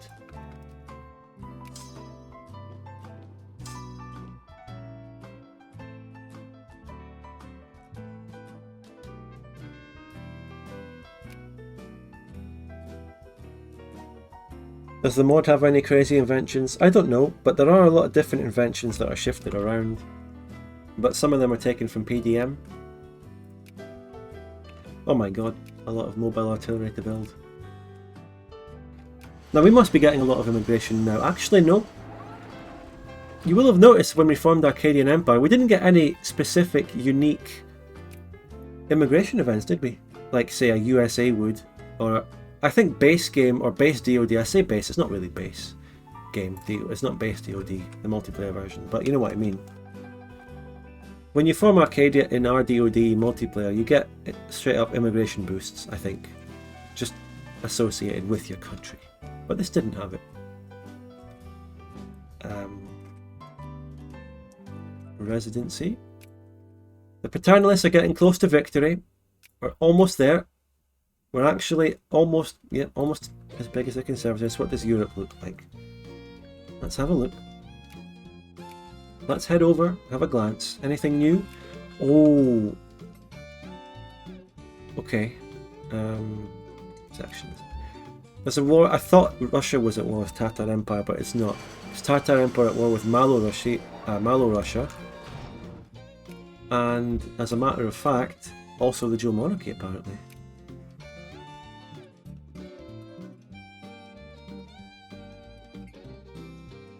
But anyway, anything new? The dual monarchy. Okay, this is a huge war. This is an absolutely gigantic fucking war. Fucking Ukraine and Scandinavia. The Anglo-Burgundian War. It's an event war. Let's look at this. There's event wars going on, and Burgundy is crushing the dual monarchy. Oh shit!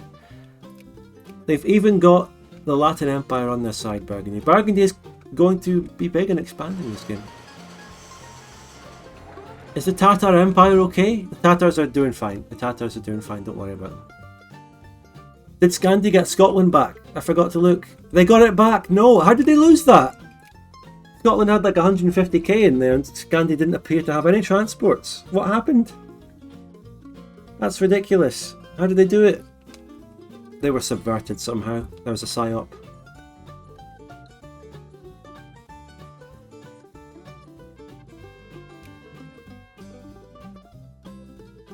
Look how they massacred my boy.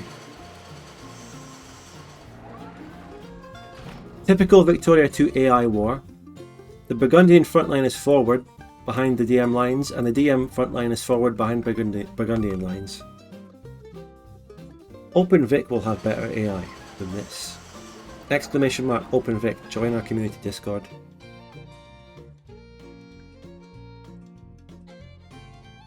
There'll be news from Open Vic coming up in September, because we're doing some great dev work right now, and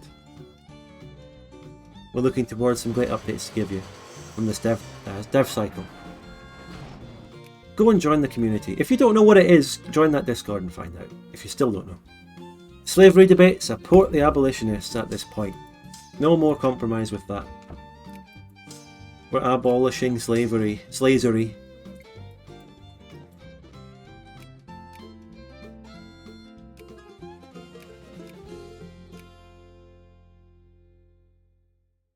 Oh, looks like we're not actually inheriting these two little places, so we have to deal with them.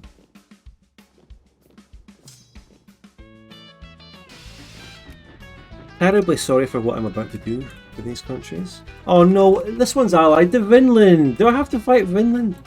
Ah. Do I have to fight Vinland, who has massive amounts of armies on my border? And probably a bigger brigade count than me almost, because I can't build brigades. Oh Jesus. Subscribe to the channel, by the way.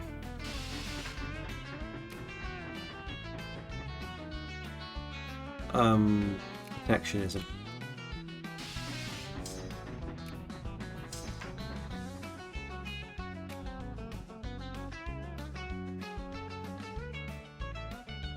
At least this stream I did what I said I would do on the title.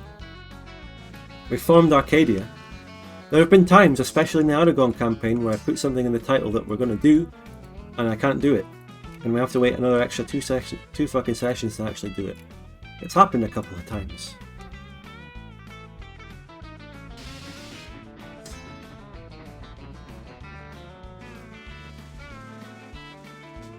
Spud, what are your thoughts on Stellaris? I don't really like it.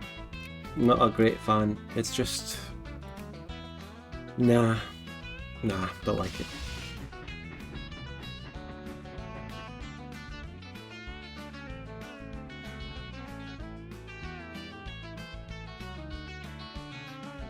The Louvre Palace has been reduced to cinders. The Burgundians have occupied Paris and burned the palace. What a shame.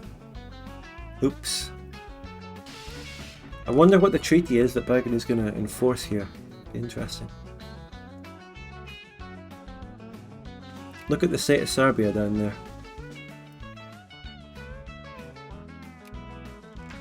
Decision and the industrial upgrade. It's time, finally. Yes. Give me those industrial upgrades. Oh, beautiful. What do I need for a treaty with Vin? Where's the treaty with Vin? Vin Diesel. Oh, the Skraeling Council doesn't exist. So many decisions, but a lot of them are just utility things that aren't really that important. Now, I want to change my national value, actually. Is it possible to do that yet? Can I change? Yes, I can change my national value, finally. Dominion. It doesn't say what... Oh, it doesn't say what the thingies are. Dominion or productivity? Does anyone know what these national values give me? In Igor POIR Nasrino's mod, the modifiers for what you get from the national values that you change to are in the text of the decision. That should be done in every mod in which you can change your national value. So, our nation is strong, our borders inviolate, we shall march to the future together. I think productivity would be good as we try to get a better industry. Just going by the name of what they are.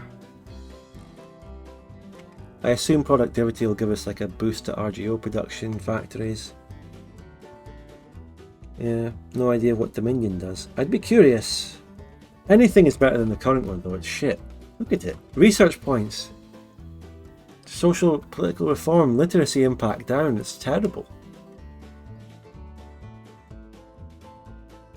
Halo waypoint is looking in the files for us, thank you. Wait, is it like the Reno mod where you need liberty to get migrants? I don't know. I think there's a national value in the Reno mod that helps you with that, yeah. There's a national value that gives you massive assimilation, there's one that gives you education. Oh Jesus Christ, what's this Halo waypoint? Ruling party support 0.25. Can you put that in English? Can you translate that out of Vic2's code? I see global assimilation rate, but is it up or down?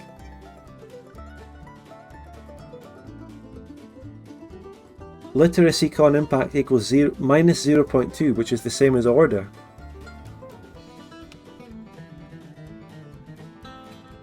It looks similar to order. Plus 10% naval tech? Eh. I do want to actually improve my naval tech. It would be nice, actually. I do actually want to do that.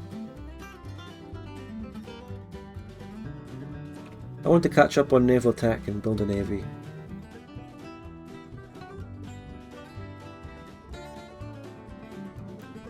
Can I post product? Oh wait, you didn't? Yeah, post productivity, yes. I don't know. I don't exactly know what the fucking Dominion one actually says. Global assimilation rate equals... Dominion gets rid of assimilation? Alright, literacy... Okay, that's bad literacy impact on productivity. Ruling party support's up. Militancy down. Consciousness down. Reform desire down. Political reform desire down. RGO output plus 0.1. Factory throughput plus 0.1. Owner cost down. Poor everyday needs down. And industry research bonus 0.1. Well, industry research bonus isn't that necessary when I get to buy industrial tech, you know? And I already have military industrial complex. What I would like is a navy tech boost.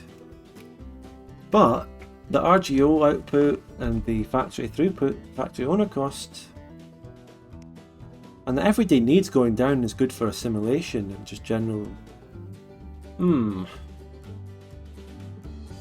Let's scroll back up to Dominion there again for a second. Dominion comes with negative assimilation rate. Dominion seems to be for colonizers, but why? Assimilation rate's down, that's just bad.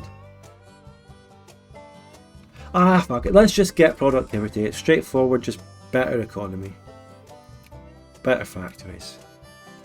Now we can see it written in plain English. Literacy impact on con is minus 40%, fucking hell. But at least we don't have the minus thing to... what do you call it?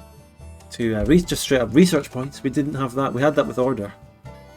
But industry tech research is good for getting, I don't know, the inorganic chemistry and stuff for better.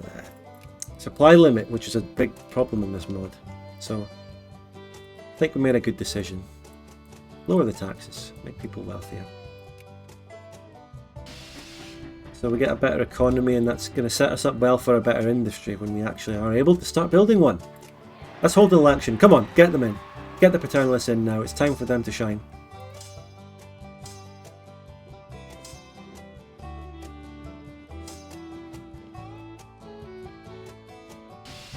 And thank you very much for researching and helping Halo Waypoint. Thank you, I appreciate it. Residency.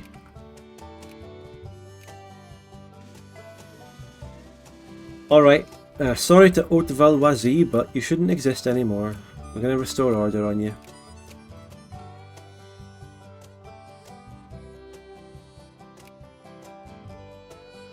The Treaty of Fontainebleau. Ooh, the Duchy of Northumbria is released.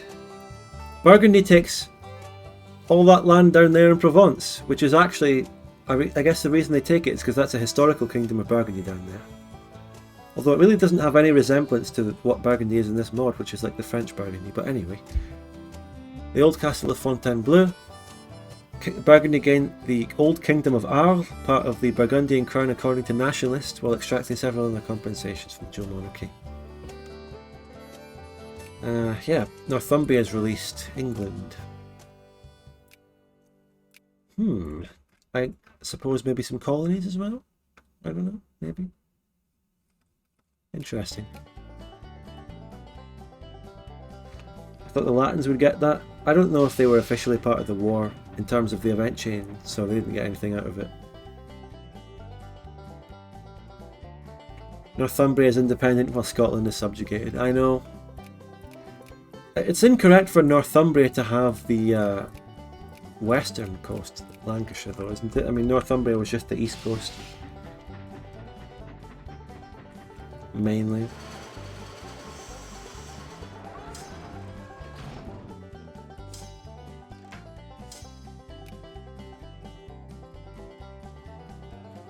A mild peace deal. Yeah. The Skraeling Council is allied to that one. Oh, I can avoid Vinland here. I can avoid Vinland. If I declare war on Flanga Superior, Vinland doesn't get called in, but the other one gets called in, so I can take them both. That's how you do it. Unless they break the call to arms.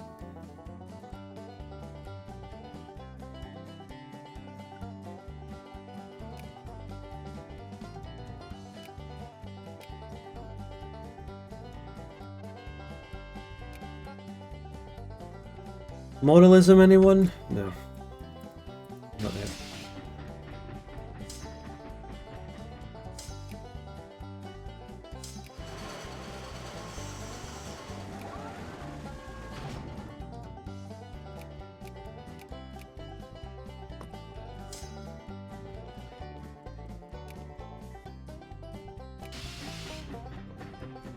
Oh, there's so many mountains in this country. So much attrition is about to happen. The Albion Revolution, oh my god!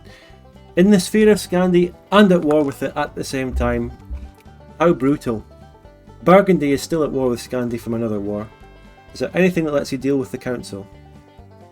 Yeah, I mean, actually, I think there might be a decision. One of these decisions does that. It could be this one. Our control over Cosquias? No. Integrated Iroquois. No, not really actually. I thought one of these decisions must have done it. No. Not really.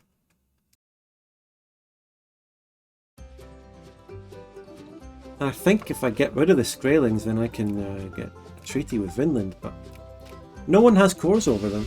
They're just there.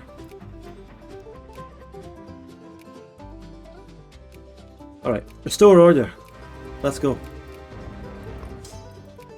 Into a mountain, boys. Oh, they didn't fucking call the other one in even though they were allied. No. Those native coring decisions look like they give you cores in the scale of territory. Does it? This one? Machine guns, biologism, indigenous garrisoning. No. Some things get renamed. That's just renaming. Integrate Iroquois. This one. I do get a core on something here. But I don't know if that doesn't look like it's going to be all of it. Actually, it might be. Integrate Iroquois might be. That might be the one. Machine guns and biologism again.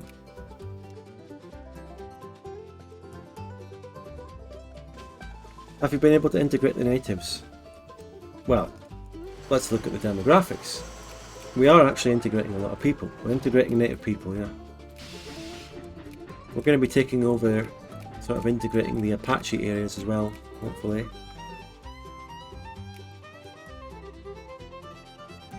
Eat them manually. A Scandinavian's feeling an ally as well. I can give it a try.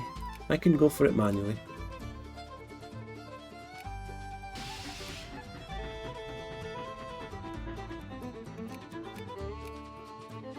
The nuke, tell me. The nuke. The maker of the mod, tell me. Support the abolitionists. What happens here? Come on, tell me.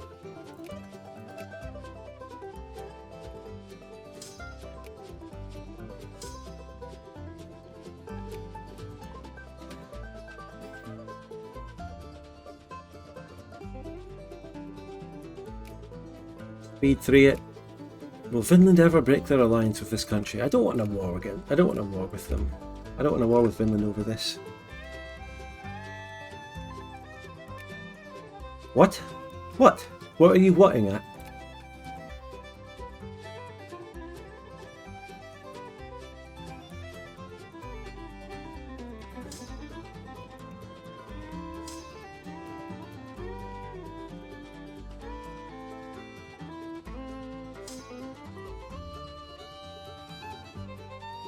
Was I even able to build my transports? No.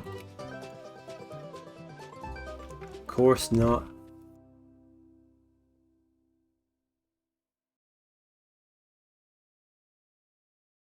In my run, Vinland just annexed their native territories. It might be to do with the fact that it's in the Scandinavian sphere.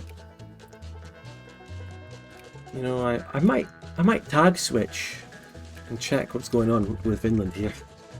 So what does the police reform do? Okay, issue change speed, social political reform desire, suppression point gain. Okay, that doesn't matter. Good school system, please. Better education. Yeah, there we go. I'm going to have a look at Vinland, and maybe if I can help them annex the Skraeling Council to get them over with, that would be very nice.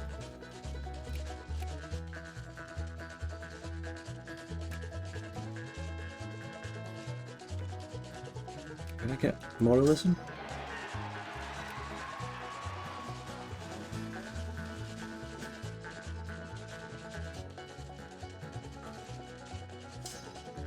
Alright, occupied.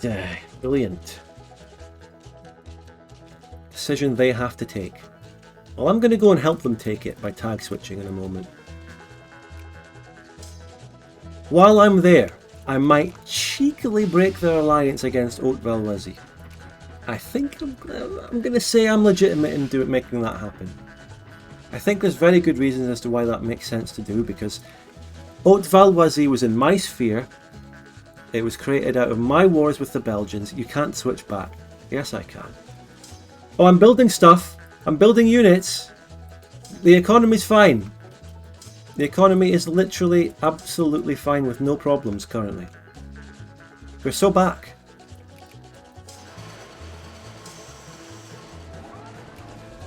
I'm building some units. Some of them are getting built. Not much, but it's honest work.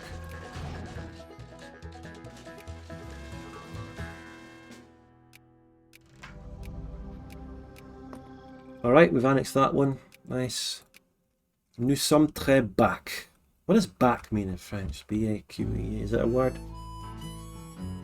Don't think it is, but just a little bit of grammar advice there. You would have to put an S at the end, because nous sommes means plural, we. Also, there's an S at the end of somme, which is not pronounced. De retour is, yeah, that's how you say back in French. Nous sommes de retour. On est de retour. So, yeah, let's tag switch to Vinland and see what's happening with these boys. I assume the tag to get back is just Arc, right? So, let's see what Vinland's decisions are. Let's have a look. Western expansion. They have to be a great power, and that's just Ronst. The Vinlandic metropolis. Oh my god, they have fucking nothing. They've got no decisions. They've only got expand against Ronst when they become a great power. Guys, they've got nothing. What's going on? Tag Arc. Take a save so it doesn't bug out the AI, of course, and then we change. I need some analysis from Kowalski on that. What happened to Vinland? They've got nothing. They've got no decisions. Maybe they're in the midst of an event chain. Maybe. I don't know. Who's to say? You know, the funny thing is about this game that every country controlled by the AI goes through their event chains, just without me knowing. I'm sitting here clicking through the Plantagenia event chain, and then, unbeknownst to me, the AI is also going through so many event chains that I have no idea what they're doing, specifically. They're just in their own world, going through them. Just says a lot about our society. Oh, look at that! The Belgian fucking the Vinlandic alliance with this country mysteriously disappeared. So, machine guns, please. We need machine guns, straight up, for various decisions. I played this, but yeah, I know they do have stuff. It's not unfinished development. They do have their own lore. They have their own flavour. It's just that it appears to have either glitched out, or been used up, or it's just gone for some reason. Something happened to it. It's not there.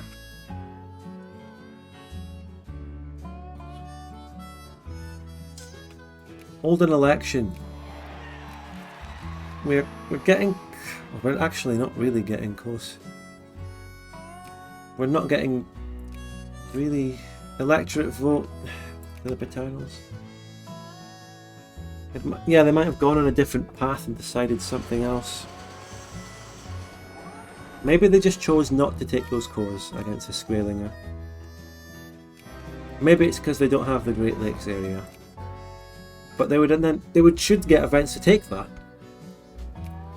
It could be something to do with how the Skraeling Council has remained in the Scandinavian sphere and allied, and they couldn't go to war with it.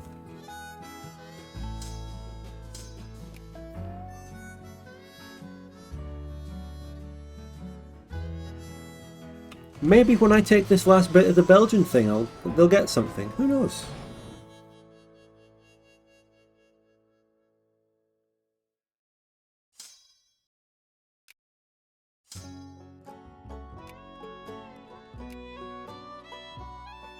Hey, look, we're slowly building some units. Isn't that beautiful?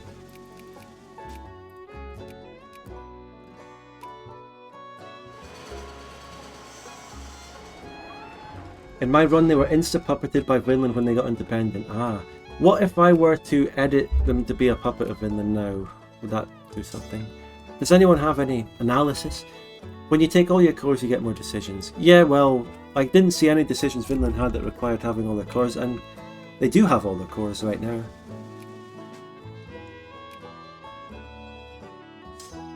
Very strange. Very strange. Don't know what's going on there.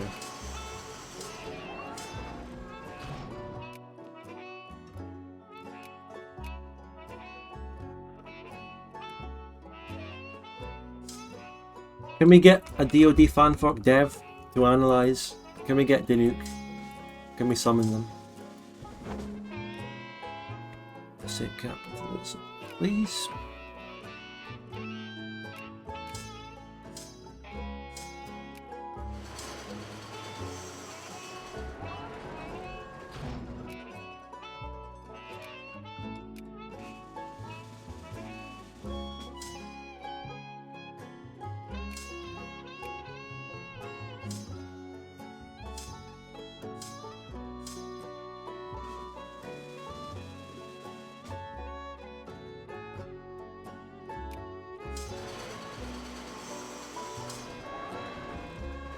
Presidency, please. That's the official paternal party line on the matter.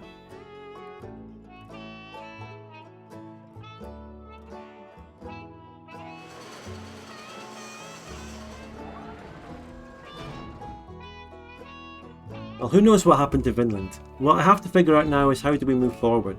How do we fix it? What can I do to fix it?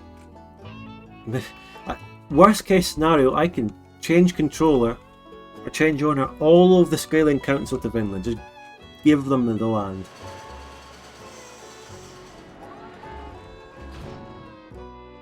Maybe Duxa, but that interrupts my event chains. I don't get a treaty with Vinland.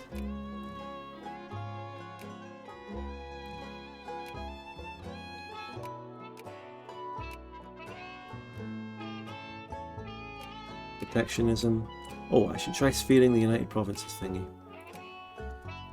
People have all discredited each other, so I'm coming in here now. Fast.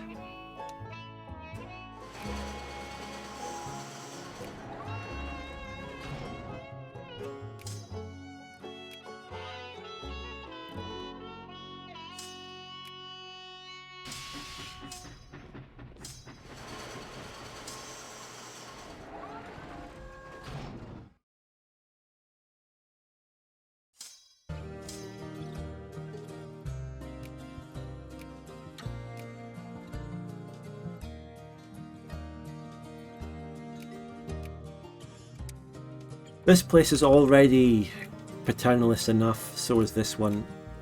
If I start spreading out my focus onto different regions, I think that should do it.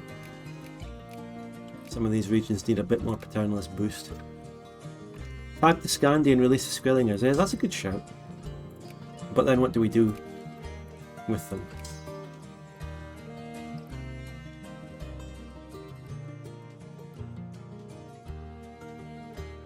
I said Vinland doesn't have any cores on it, and they don't have any decision right now to attack it. So, what do they end up doing? Alright, do not extend slavery. That is all the Belgian cores now under me. We finally got them. Now what? Now what? Now what? Now. Any new decisions? I want to do this one, but we're getting machine guns. I want to do this one. Again, machine guns. I want to do this one, but again, machine guns. You need machine guns for so many things. Land of Opportunity would be nice, but we don't have the right government type to get Land of Opportunity, which is huge. 20 years of pop growth and immigrant attraction plus 10. And we don't get it. If I had allowed that fucking coup to happen, if I tried to do the royal decree of slavery, we would have gotten it, because we would have gotten a republic. But no.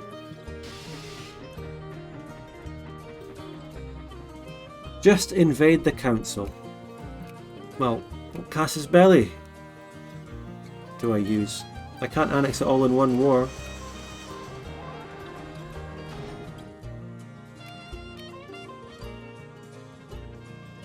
Horrible, yeah, national tragedy.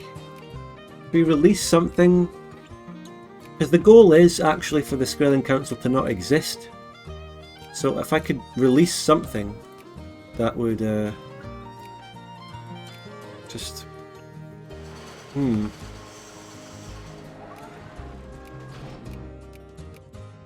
mean, look how little pops half of this shit has.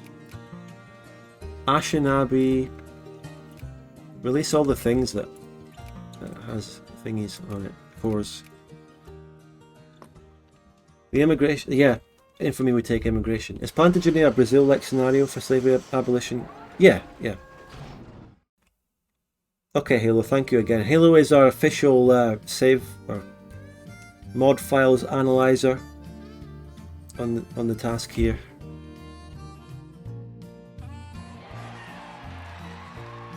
Conservatives fucking won again. Cringe.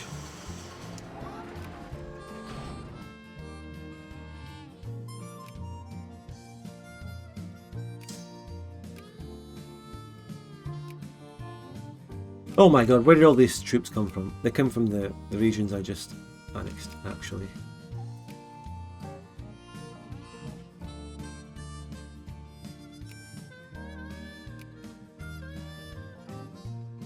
Free people, 7.5 infamy, liberate country, 11. Just too much. I can start with one free people for Ashen Abbey. But that's Ashen Abbey has 2 regions. Howdy and Arcadian has like 3 regions. And Oketi Sakowin, which is Sioux people, has. But then I could release Sioux country that I actually have my own cores on and then give it its cores. But I lose land, I lose a lot of my land. It's just now just majority of my own culture at this point. Kind of shitty. I can't really do that. A friend of mine pointed out that I was in the new video in the chat. Yeah, you must have definitely been in the chat for the recent Hearts of Victoria video. Go watch it. How about you find out for yourself and watch it? It's a good video with the amazing guest editor.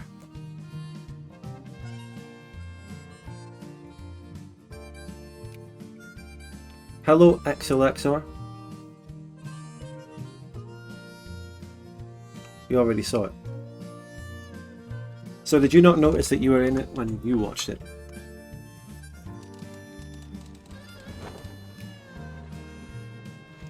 You do the fucking Leonardo DiCaprio pointing at the TV.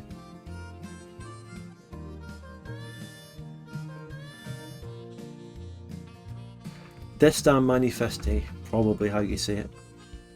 Did you know, fun fact for you French learners out there that retard, or R-E-T-A-R-D, retard, means late in French, or de retard. Je suis de retard. I'm late. Who looks at the chat when there is a Spud Gun video to be watched? Well, sometimes the chat, if it's a stream edit video, it's part of the video, because it gets zoomed in on sometimes. Let's get rid of child labour, sorry. Hello Burgundian Walloonsman. He's one of the mod developers, as we all know.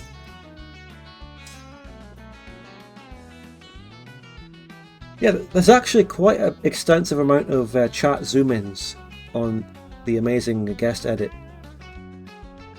There's a little section for it. Really nice. He had a lot of...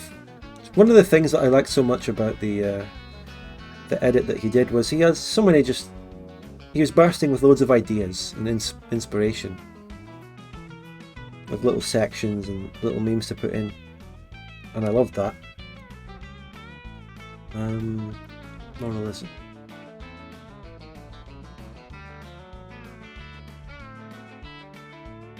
I think, is it de retard or en retard? It's de retard. And if you want to say the equivalent word in Italian, guess what? It's di ritardo. That's, if you want to say you're late, it's en retard. Okay, yeah. Does de retard mean something else? But the equivalent in Italian is ritardo. It's true, and I'm not making fun of anyone. It is just simply the Italian language. You know that shit was about a ball when the Japanese war music kicked in. Let's commission another warship. This is the only way I can build ironclads. I'll get my second one. This music playlist does that thing where YouTube says, "Are you still watching? Would you like to continue?" The funny thing about Twitch VODs is in OBS you can make it that VODs won't play music. What do you mean by that? VODs won't play music? How? What do you mean? Basically easy footage with no risk of copyright. Is there a way of editing the music out of my streams, you're saying, in the VODs? Because when I stream stuff I have background music on. And that's always been something there when I've edited videos out of those streams. For example, that video, Mexico Has Fallen, that was a classic. It was edited out of a relatively recent stream. Actually, the Mexico Has Fallen video is like one of the most recent examples of just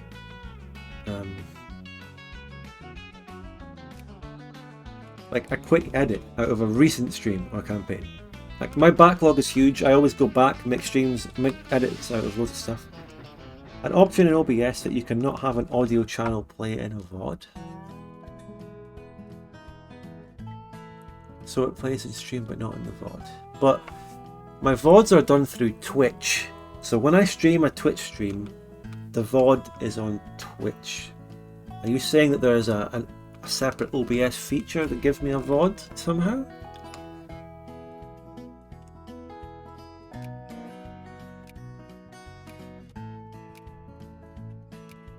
This, I would still, in the Twitch VOD itself. Well, you see, I also want the background music to be in the streams on the Spud Gun Archive second channel. Because it would just be really awkward if it was silent with no background music. Those are still meant to be enjoyed as it is in the stream, just exactly the same as the stream. But if I wanted to take a VOD and edit it into a video, I would like for the background music to be gone, which would allow me complete creative freedom over the music again. You know? Because sometimes when I'm editing a stream VOD and it has background music, I can't put new music over it. It would conflict with the background music on the stream.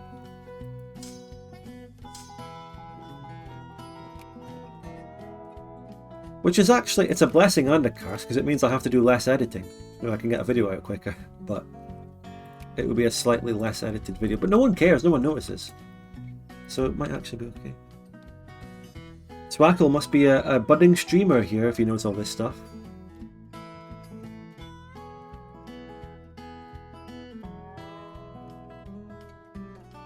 But apparently you know more than me. I'm when it comes to video editing, that's what I know all about. But for streaming and stuff, that's an area where I've had loads of problems.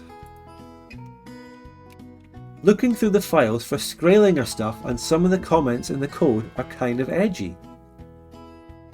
Okay, I see. There's an emancipation party, that's cute. Is there a good Liberal party now? Is there a good laissez-faire party? Oh! Association Atlantiste. Free trade, laissez-faire, pro-military. That'd be good. But we're committed to the Paternals now, obviously. And they support state capitalism. For example, hash hash hash flavour, haha, Indians are so funny. Oh, we were talking on the last stream about Indian humour. I remarked upon the fact that making jokes against Native Americans is one of those levels of edgy humour that is still generally acceptable. Which is a subjective thing to say, but I think you would agree with me. That it's more acceptable to make fun of Native Americans and make jokes against them than it is loads of other minority oppressed groups. And I'm not saying there's any rightness or wrongness to it. In fact, I'm in favour of general edgy joke humour, but it's something I still remark on and notice. The Looney Tunes engine clip. Well, I think even that might be too far. Like, shooting them and laughing about it is a bit too far, even for these standards. But you know those memes where it makes fun of the whole the heya hoya on a meme thing? I've seen that.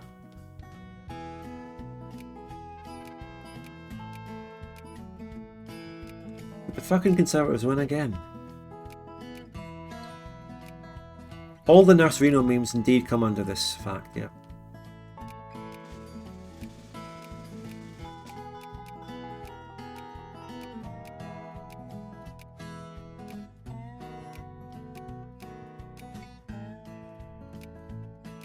Build the railroads everywhere.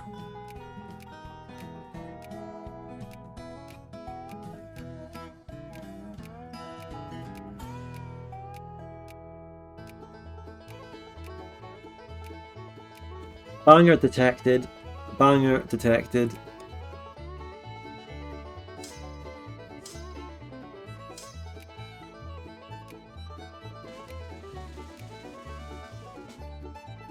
Oh, we should definitely be on speed 3 though.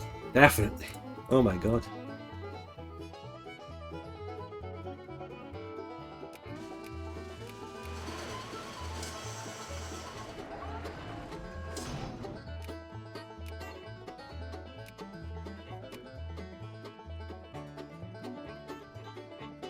Yeah, so the Vinland question and the Skraeling Council question. I think Halo is still analysing, but what's the solution? What's the solution?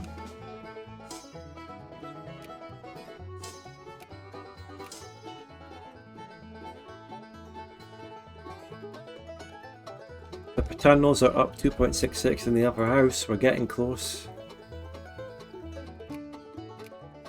The electorate vote for the Paternals is now officially higher than the Conservatives. I'm holding an election. This should work this time. We should win. Come on. Can I get some donations to the Paternal Party in the chat, aka donate to me on my tip link on Stream Elements? The paternal leader of this channel, me.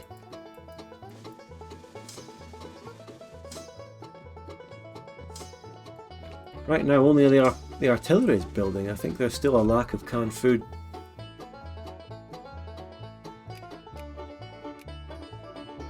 Yeah, canned food is the bottleneck. Devastating. Oh, people become... Some people are... All pops become 5% more communist. Some pops become 10% more paternals. This one, National Police. Well, this one does increase paternals a little bit. Hover over the hold election to see predicted results. Wait, oh yeah, there is that. I need to look at that. Yeah, but too late now. Already called it.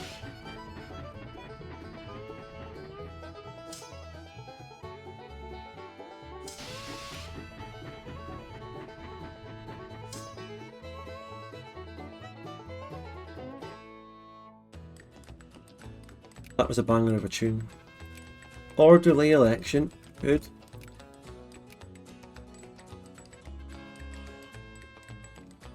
And none of these. More militancy for reforms. So, do we have any of my pops emigrating to the new Lusitanian lands that I have cores on? Yes, I do. Quite a lot, actually. Nice to see.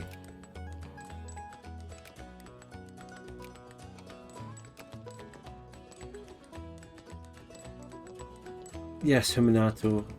The Belgian lands have really good RGOs. I think there's more steel. Not steel, but iron there.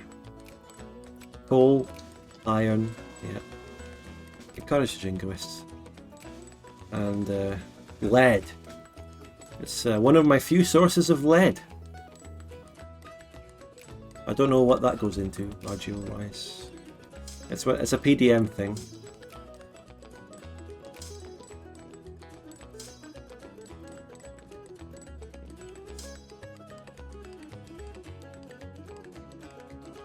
Yes, the Ice Fin. Yeah, I would have to agree completely with that. It's really, really interesting in single player and multiplayer.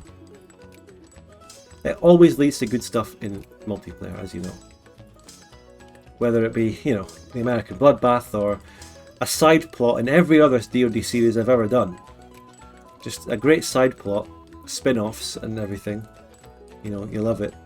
We have to go all the way to biologism now in order to get some decisions, so just go for it. Go all the way for biologism. Jingoism, please. Yeah. Come on. The Paternals will win this election. When does it end? July? I'm gonna do a channel point prediction, everyone. Will the Paternals win this election?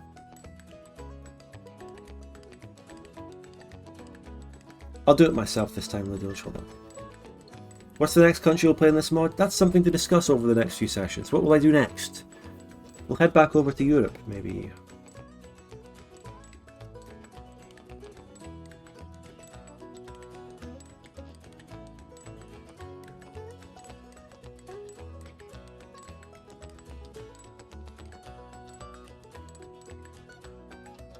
Will the paternalists win the election? You have 2 minutes to vote. I'm keeping it paused so it doesn't end by the time we do it, so let's just have a wee chat. Poland is fun. Oh yes, Poland would be good. Or something in Russia, or the Tatars, or Crimea. I could find a decision for the Belgians to annex them, but you couldn't find anything for Vinland. Damn.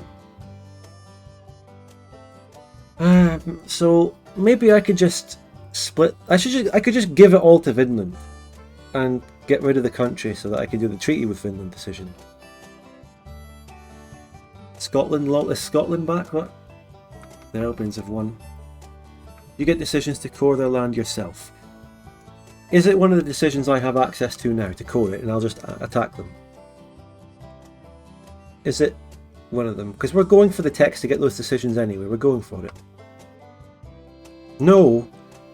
How do I access the decisions to core them? Is it after I take the land? Does the fanfuck have any good content for minor nations? I don't know exactly which countries it does or doesn't have content for. That's something you might have to consult the mod, go on the Discord. BRB gonna watch a little anime, Kino? Oh, fucking anime. Well, enjoy, I suppose.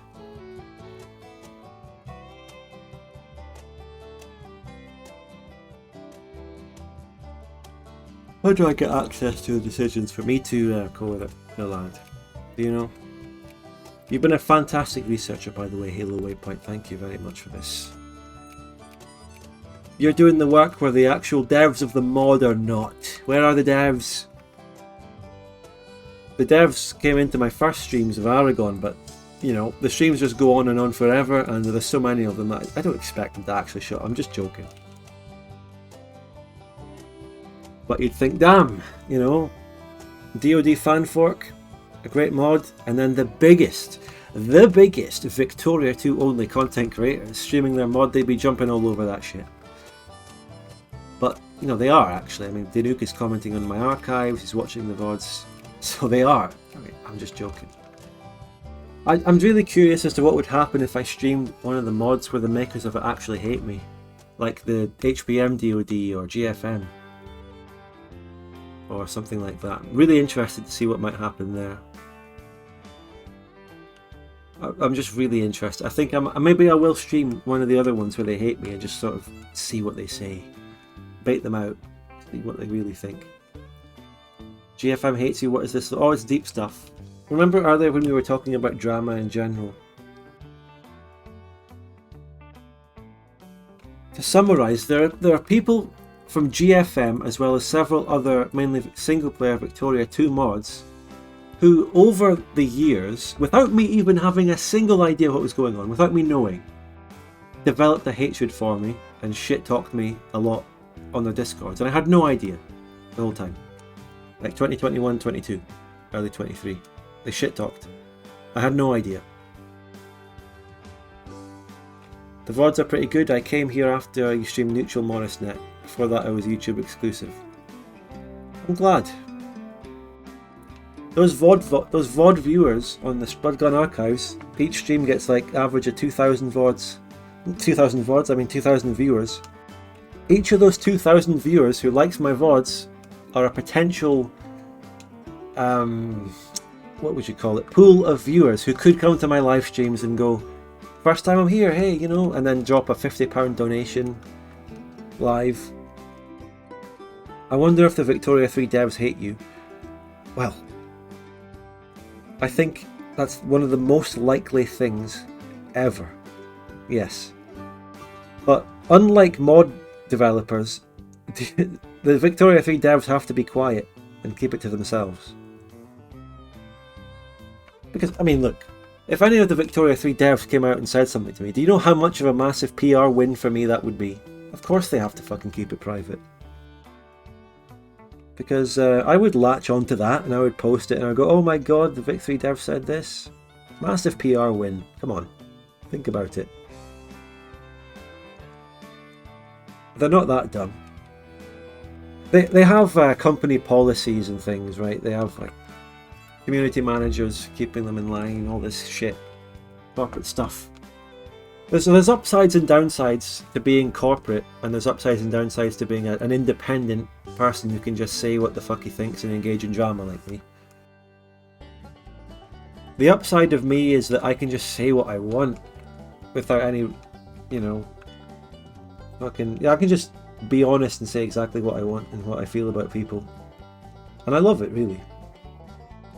I can just say, you know what, Buckhorn's a piece of shit. I can just say it. I have freedom of speech. But if I was a corporate person working for Victoria 3, or if I was a content creator that took all the sponsorships and NDAs and shit, well, I wouldn't be able to say much. I would have to toe the line.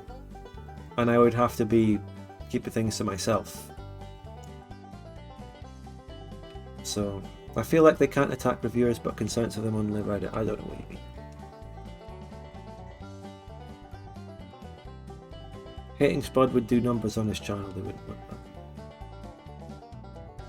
But Paradox though, in terms of the devs hating me or whatever, they outsource the hate to the community. Probably indirectly, it's not like a planned thing, but just naturally and indirectly. They're fans, they're Victoria 3 fans, they're supporters, and I've actually gotten so much hate from them, like ridiculous amounts, saying all this shit. People, Victoria 3 supporters hating on me have actively said, I hope your channel dies and you go away and become irrelevant, when the opposite happened. They say these things just because I decided to criticise Victoria 3, and the main critic of Victoria 3 therefore must be shut down. We cannot have him. People have said this. Paradox haven't said it, but their fans have. They outsource their work to those fans indirectly. The decision you have to core Cox is one of the core. There are more. To get them, you need to own the provinces. Fuck. Well, fuck. I need to just start eating this country. I need to start. I just justify on it acquire state. Right? Is that what you're saying? Basically.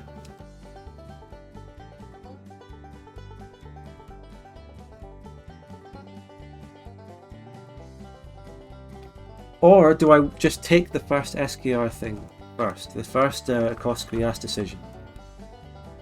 Some fans just need to aggressively justify themselves like in a game. Of course though, there is the reverse where people who watch my channel, my own viewers, have gone out and criticised Victoria 3 and been toxic and all that. Maybe a little bit. I wouldn't say it's much at all, they haven't been that toxic, but they go on to the places like the Victoria 3 Reddit and the Discord and they criticise it. But there's a big difference, you see. People who have come from me to go to the Victoria 3 community and criticise it are going there to criticise a game. People from the Victoria 3 community who come to me to criticise me are criticising me, an individual, a human, a person, saying my channel should be shut down. There's a difference in there, you know. I'm posting clip in BOBG server. What's that? I've heard BOBG server. What is it? Explain, Siluro. There may be events, I just haven't been able to find them. I am going to justify it and take 2 states off of this damn country right now. I'm going for it. 7.5 out for me, it's even good. Is that the actual... Well, don't link it. Your links don't work anyway, but I should make links work for subs. Is that Bokoan's actual Discord server, or is there another one?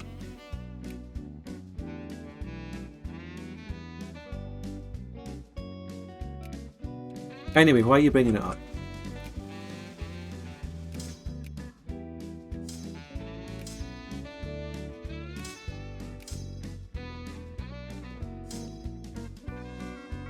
Turn on Foggy Mountain Brick. The clip's good. What clip?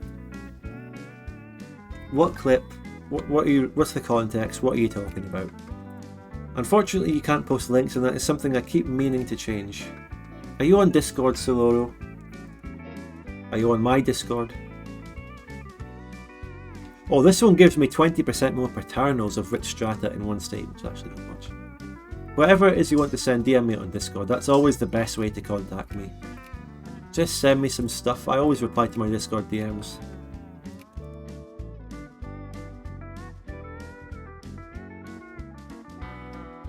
My pop growth has increased a lot lately, but immigration is steady. Qingchu and Vinland get more. Because, well, Qingchu and Vinland are presidential republics. Their government types are much better for immigration. And there is a huge South American war.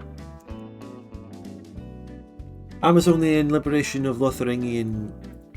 Okay, it's actually Amazoni versus Lotharingia, and Tamatsu is involved by alliance or something. I see the message request. What are you sending me? Whatever it is... Oh, you've been a clip from me. Tell you what, since you're a Twitch sub, you can post that in the clips channel on my Discord, whatever it is. I'm not watching it now on stream. You can post it in my clips channel, and other people will be able to view it on the Discord. For those who don't know, if you're a Twitch sub, you automatically get integrated. If you do have to integrate your Discord and what's Plantagenia's culture. You do have to integrate your Discord account and your Twitch account. But then, if you're on my Discord, you'll be automatically given the Twitch sub role. And that gives you access to a secret channel that I never use. And, more importantly, the clips channel, where you can post clips from my stream. The channel is viewable to everyone, but only Twitch subs can post in it, so it's good. I like it. It's a good system.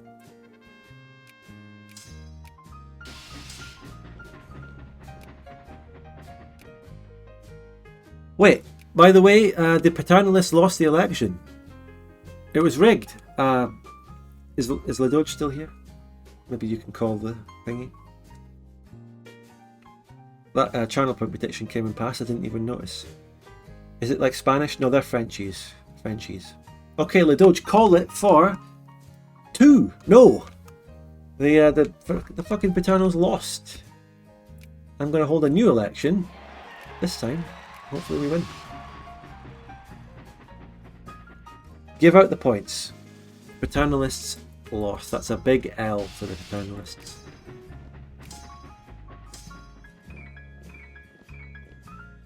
All your canned food is lost.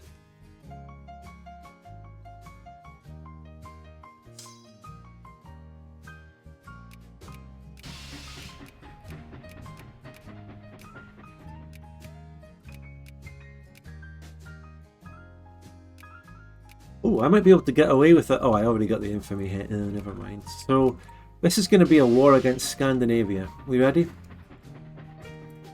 Are we ready for that? I'm going to call my allies in.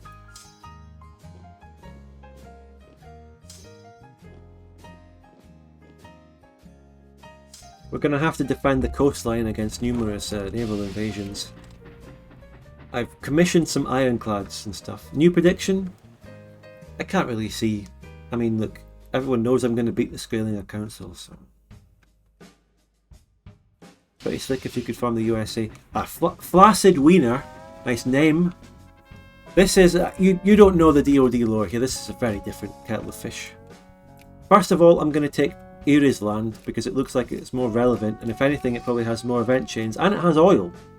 So I'm taking that one as a priority, Land. 61 fucking war score. Half my allies won't join.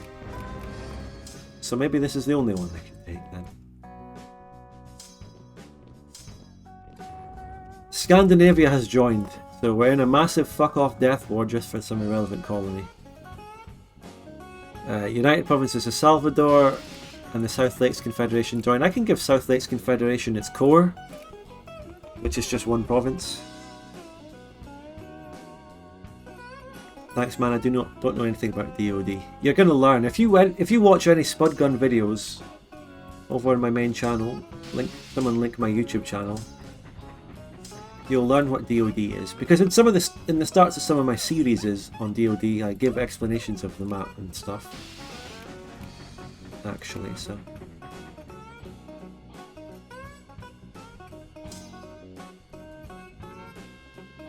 I've watched them all for the most part. I'm just stupid. Oh well, I appreciate a dose of honesty in this world. Someone posted my Giga Chat emote. Right. Oh no, Jean Huon is dead. He did last a long time. Jean Huon is dead. Can I get an F and a salute in the chat for Jean Huon? Here's a legendary general. +3 attack, the best I'll ever get. You know, I'm barely getting any good generals in this mod, have you noticed that? I don't get any good generals in Banfork.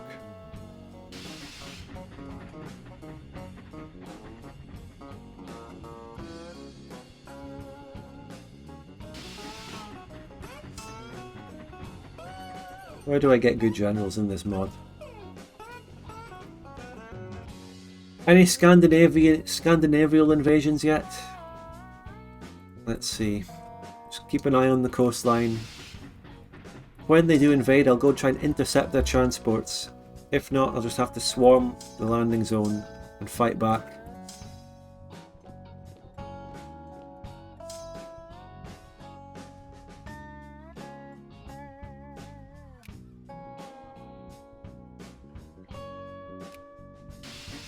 What else can I take war score wise? Nebraska. Acquire state Nebraska. 44. Am I only going to be able to take one war score? You know what? I could debug Yasmin this shit just to take an extra region. It's hardly a big fucking deal. Okay. This. What? How can a fucking. Why is this such a complicated event? You expect me to read that and understand which one to take? Indeed, Bell. That's exactly what they're doing. Vinland has been garrisoning my border, and that is actually a pretty effective garrison. You never see the AI garrison something that well. People are trying to spear the United Provinces of Central America.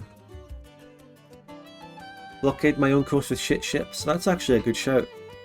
I just can't be bothered to do it.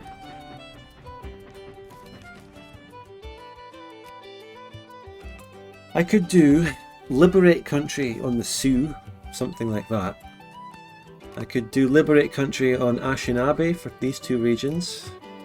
3 regions actually, technically. 3 regions on Anishinaabe. 4 regions! Okay, maybe Anishinaabe is going to be a really... No wait, that one's actually part of my puppet. liberate... Oh, it's going to be too much war score. It's 100 for a bunch of irrelevant shitty fucking land. War score is the bottleneck here. Your Midwest puppet is still unsafe. Yeah, they're a bit of a liability.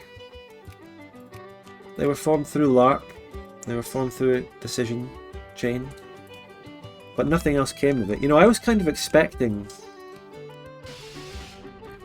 that decision that we did to make this thing come out of the Skraelingers. I thought that might have led to more, and that might have led to me taking the rest of them. You know what I mean? It would lead to a chain that would eventually get rid of the Skraelingers that are just stuck there.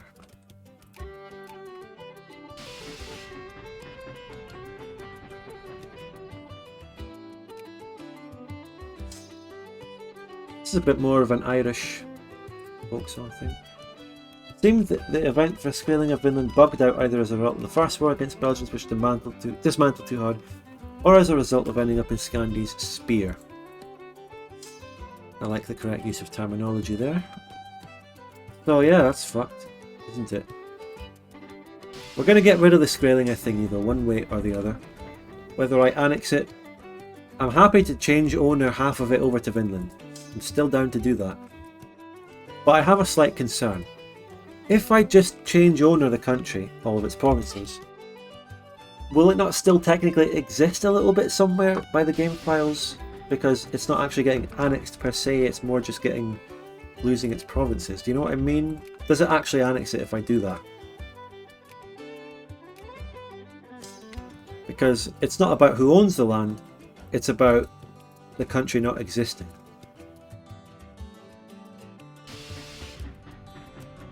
Mr. Beans is saying, yeah, flags still exist. Yeah. Of course, that just means, you know, go and do a save edit, but I don't know how to do save edits and I don't want to. You could change on almost all of it. Debug of war. Okay, that's a really good point. Change owner most of it, leave them with one state, and I'm happy to just manually annex it with fucking the Minor Conquest Casus Belli or something. You know? I could leave it with its one core that my puppet has, and then somehow get my puppet to annex it.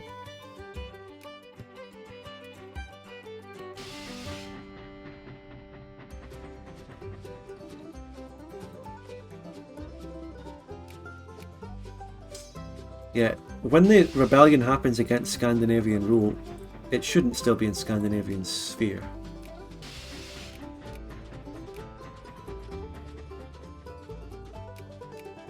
Here I am, occupying half the country I'm taking, and I have 5 war score with Scandinavians in it.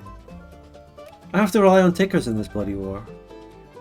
And there's still no sign of a Scandinavian invasion. Oh, what's this? They sent 8k! 8k, count it, 8k to invade Panama.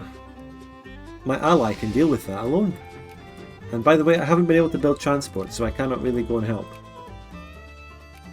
Mexico doesn't give access. So, you're on your own, United Provinces of Salvador, but I do believe you can beat 8k. I believe in you. Yeah, they did that to Scotland, and then the next thing, Scotland lost. Yeah, fuck, you're right. Maybe those 8k are just fucking giga super soldiers. Space Marines. Like, who knows how they're able to pull this off. I'm a bit worried now after what they did to Scotland, to be honest. I'm a bit worried. What's going to happen to me?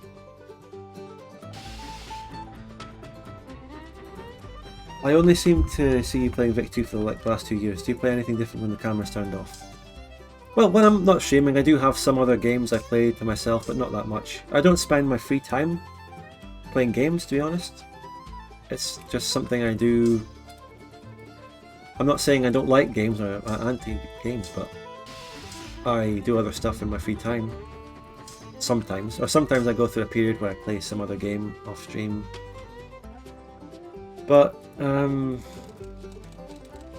was I going to say? I feel like you play Warhammer Tabletop. No, I don't. Not saying it's bad or anything against people who do, I just don't.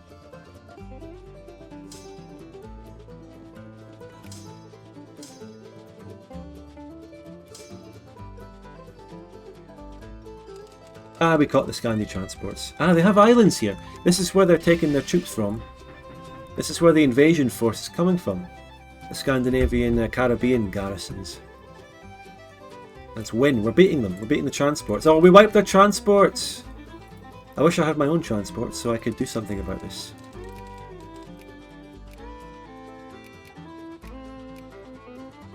Right. I've got my ticker, so that's how I win the war.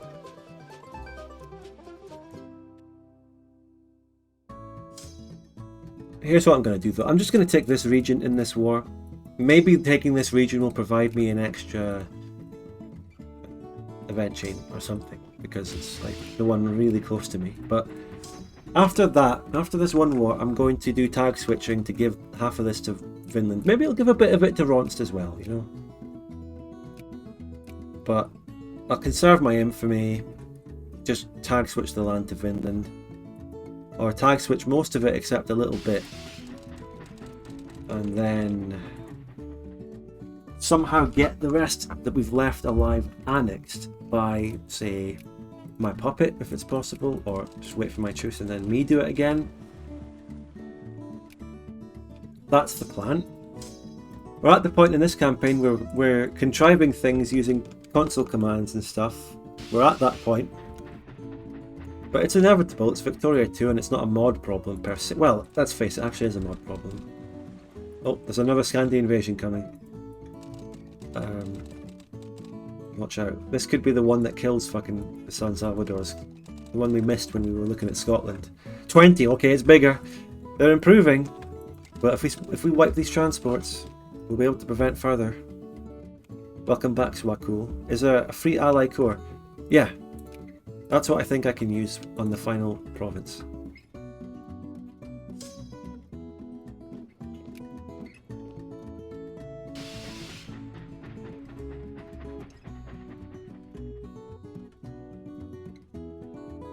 Where did the other transports go? Are they sinking? Attrition? Try tag switching to Vinland and putting Skraeling into their spear after the war. Fuck's sake, dual monarchy. But, Vinland doesn't have a sphere, it's not a great power.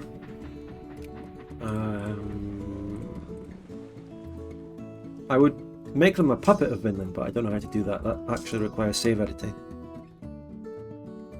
There isn't a console command for that. There isn't even a console command to put something in your sphere. Right, biologism is what gives me some decisions, so let's get that right now. Yeah, San Salvador is being invaded to death though. Bit of a problem. They don't have any naval bases to repair my fleet.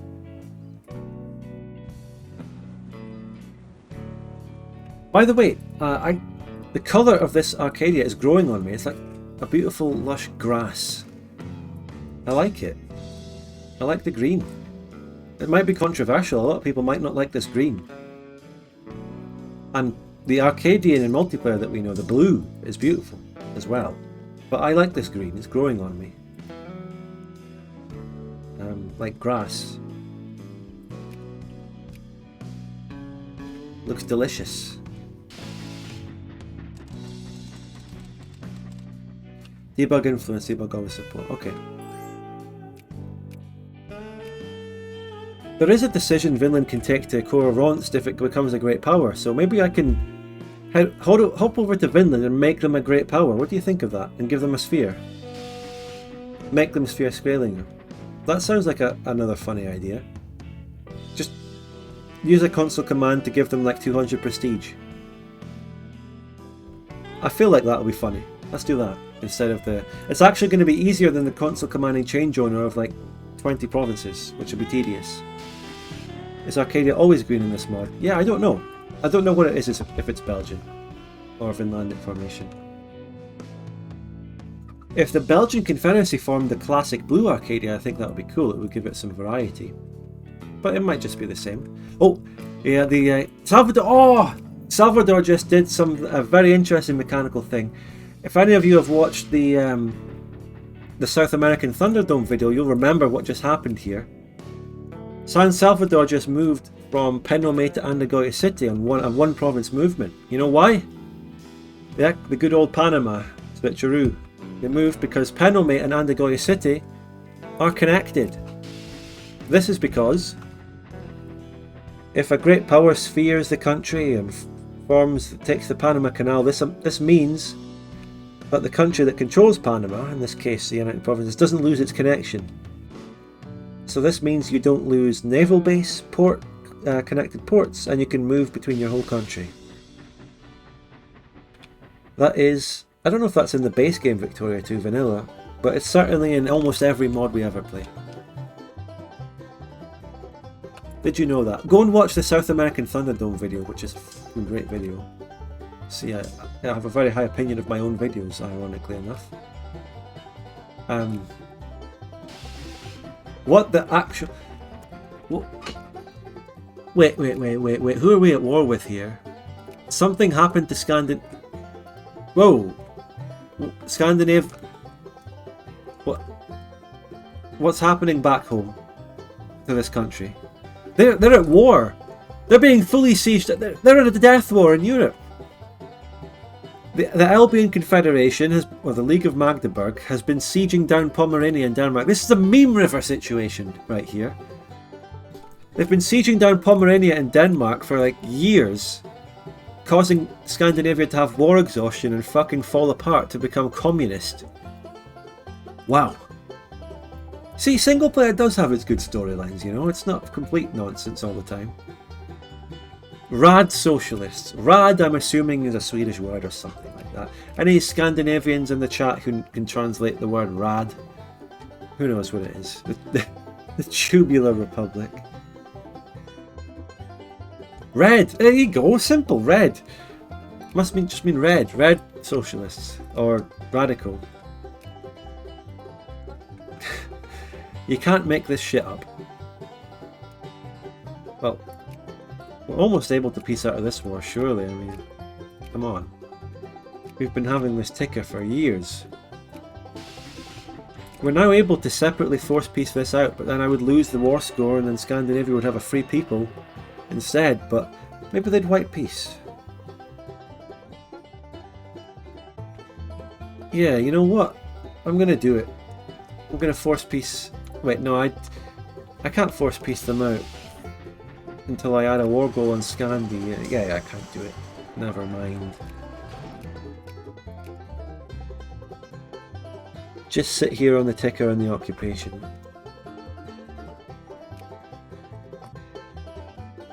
Is that more Scandinavian troops arriving? We need to send out the fleet. Why can't the paternalists fucking win an election? Oh my god, the electorate vote, they're clearly ahead. Come on. They have a 6-point lead in the polls. Stop the count.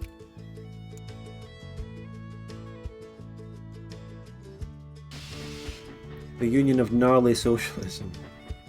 Perhaps something will happen if you full siege them. No. Nah. Unless there's a special event. Thank you, Chad Todd, hey, for the 2 months. Hey, would you look at that 2 months? Appreciate it.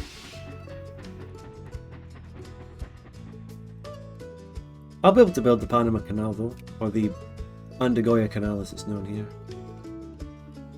Your videos inspired me to buy Victoria 2. It was terrible, then I thought it would be fun with friends, so I showed my buddy your videos and bought it. Well, then when you find you have to computer science professor to make a server.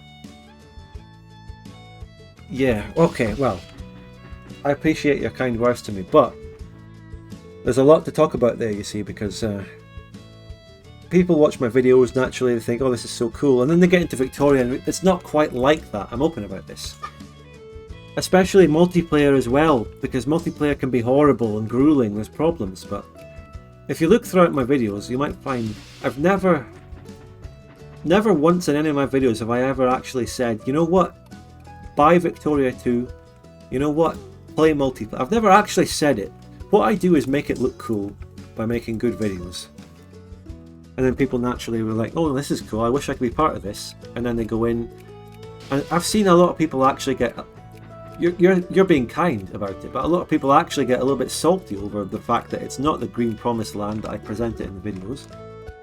But at the same time, I don't present it as glorious in my videos. Like, the arguments are in the videos, the instability is in the videos. I don't sugarcoat anything. You know, you see what I mean? No, it's fine. I don't say you blame me at all. Everything bad, all the bad aspects of multiplayer are in the videos as well. I don't sugarcoat it. I'm not like a sponsored video going editing out the instability or anything like that. Can I go one stream without mentioning that fucking prick? No, I can't. I can't do it. I just can't. If only there was a sequel. This is our life forever. This is our Sisyphus. We're just sitting here doomed to just complain about Victoria 3 and Bokoen until the end of time. Just dragging that rock up the hill. If only Johan made Vic 3. I think if Johan made Vic 3 it might come with its own problems, but at least the problems would be more classic Paradox problems instead of going off in a new fucked up direction. Better the devil you know is the point there with Johan making Victoria 3. Better the devil you know. So we got a big crisis right now. What is this? Is this a Tatar crisis for something to be released from Tatar? But what country is it? Don! The Don host. Yeah, but Scandi is fucked. Scandinavian militarists. Yeah, and something's occupying the capital now, isn't it? No, Copenhagen's the capital. At least I don't get called into this crisis because I'm at war and I'm in America. It's good.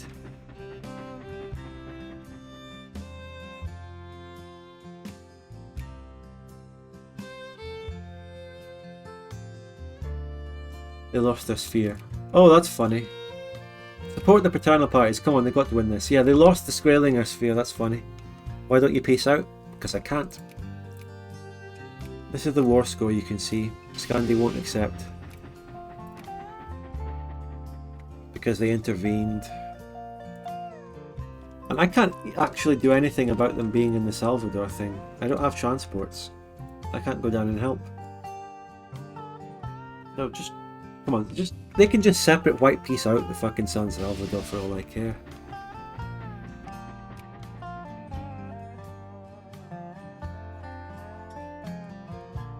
And just your reminder that Scandi is still at war with the League of Magdeburg, being sieged down in Pomerania, which is the situation that happened in the Meme River. You peace out Skraeling. I cannot separately peace out Skraeling. Because there would be no war goal in the war, sort of thing.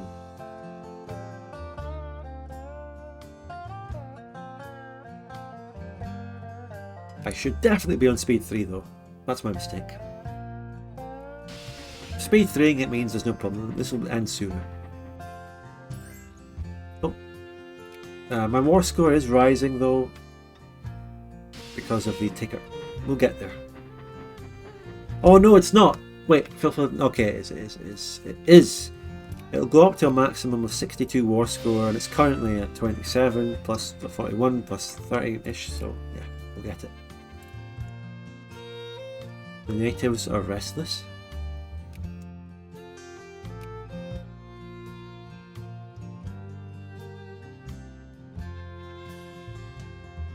Residency. Surely the paternal. This is the paternalist election. By the way. Oh, they fucking lost again. I forgot to use the Parti du Destin Manifeste as the paternalist party, isn't it? It's actually been projecting a paternalist victory the whole time. Hello, Chef Excellence. Hello, Sebastian. Amazoni thinks it's an empire too. Everyone thinks they're an empire. The Poles are getting it wrong. I would like to see you play Hoi 4 RP. Now hold on a minute, I don't play Hoi 4 much, if at all. We're about to hit 80 and 80. We're getting into the later game and my literacy is not great. And we're slow in research. Oh, that's it. We did it. War's finished. Do not extend slavery. There you go. Done. Done and fucking dusted, mate. Now, let's enact the plan. Okay, this will be funny. Can't you just appoint them? Ah! You fell into the trap of thinking I can appoint them. In this mod, if you appoint a party as a constitutional monarchy, you get big debuffs because the people don't like it. Let's go to Vinland and spam them prestige. I'm improving another nation, my biggest rival in fact, so you can't accuse me of cheating here. Cheating to buff my main enemy? Come on, let me do it. But how do you actually give prestige? What's the... I don't know the console command and I'd rather ask chat and get chat engagement than look it up. Prestige 300, is it simple as that? 200 is how much I said I'd give them, so... Tag back to Arc, I'm not bothering to reload, so... Oh, that only put them up to number 9. Okay, we need to add them a little bit more. It's only so you can take them down later. Not necessarily true! It's just so we can proceed with the correct decisions and events that allow me to have the choice. Because the decision I'm going to take is like a treaty with Vinland. I might negotiate something with them, you know?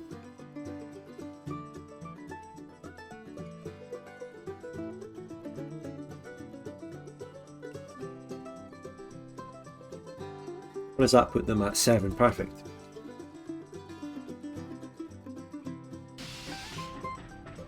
Look mate, is the AI using these units anyway? Vinland in particular? I'll reload soon, but right now...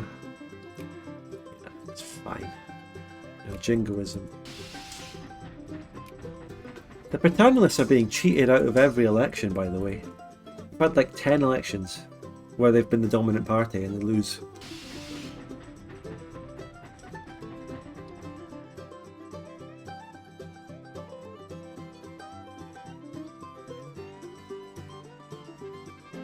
Oh, those that built... Is this...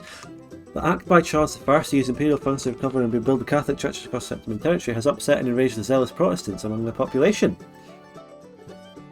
Though the Empire its foundations claims that... Is this a civil war? Is it Protestant versus Catholic?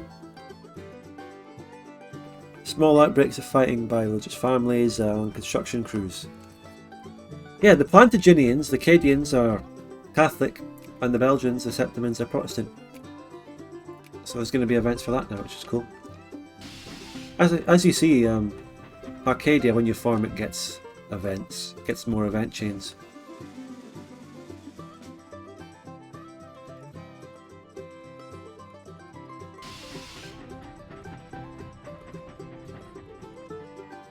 Well, Flaccid, I don't know your reference because I don't play Dwarf Fortress or Sims. I don't know. I don't know what these games are all about. A lot of people's references just are lost on me.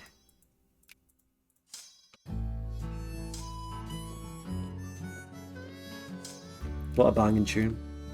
What a banging tune.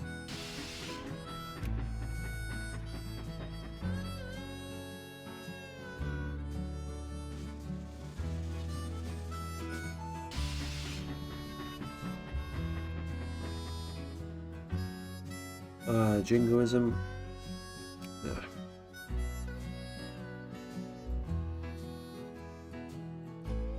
Right, so yeah, Vinland is number 7. They'll be a great power. When they become a great power, we will shove the Skraeling Council into their spear.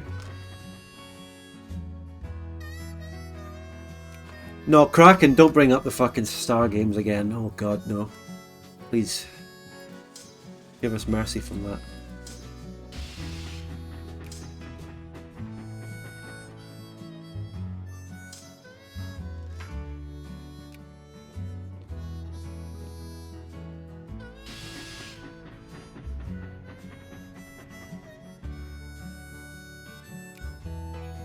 StarCraft is one that we didn't even mention yesterday, if anyone remembers that chat. But I think StarCraft is iconic enough to be differentiated from all these other Star games that I cannot fucking for the life of me tell apart. You know StarCraft, that goes back fucking ages. Surprised you're not a great power yet. What, me? I'm number 4. I'm one of the greatest great powers known to man. Right now. What is this fake news? Scandinavia's been ruined down to number 15, which by the way might cause a problem where they're not actually able to... No, they are actually dropped. They're a civilized nation. I can sphere Scandinavia now if I really wanted to. I can't believe this basket case of a nation was able to put down the Scottish Rebellion. Come on. Oh, for fuck's sake. Okay, I'm seriously, like, what the actual fuck? I'm still boosting the fucking... What? It's so bad. They're not fucking winning. They're just not winning. They are the bigger party than the Conservatives. These elections are literally rigged. I'm pissed off at it now. Like, fucking hell.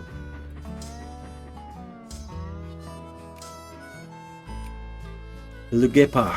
A grand marriage has been arranged representing the culmination of our efforts to integrate the new imperial nobility into the fabric of our imperial Arcadian society. The daughter of the Belgian Trust Director, Edith Roosevelt, oh there's a name, would be wed to the Prince of Joinville. The Roosevelts had in the past helped the Joinville family with their local enterprise, resulting in a massive boon to the Joinville companies. This is when they would fall in love. This has been incredibly useful to our integration attempts with the King and advisors. King Louis, by the way, still there.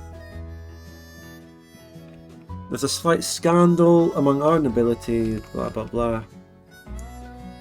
Tout doit changer pour que rien ne change. Everything has to change for nothing to change. Just a consciousness and thingy. It's just a lore. Doesn't even have much of an effect. That's what we call a lore event. Louis the Emperor. He's an emperor now, actually. He upgraded from king to emperor. You're right enough. That's Louis the First. He's been reigning since 1836. How old would he be now? Well, he's been reigning since later than that. We were in a regency for him before he was old enough to rule in 1836.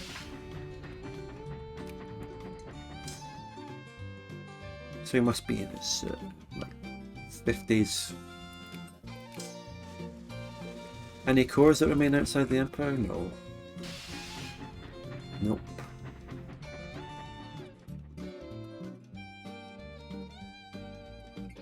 Alright, Vinland. Still not a great power, but they'll be rising.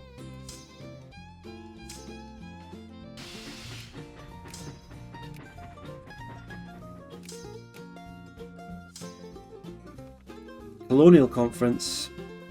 Things are going to be colonised. The Death War is still going on between Scandi and their enemy in Germany. Ah, I see Wibbly. Yeah, they really have modelled the Plantagenia thing on Brazil, haven't they? Did you get the decision to core Skraeling a territory you took? I think there already was a decision like that though, but let's look. Yeah. Well, I didn't get a decision that I was able to take, but... integrate Sylvani! Invent biologism! Oh!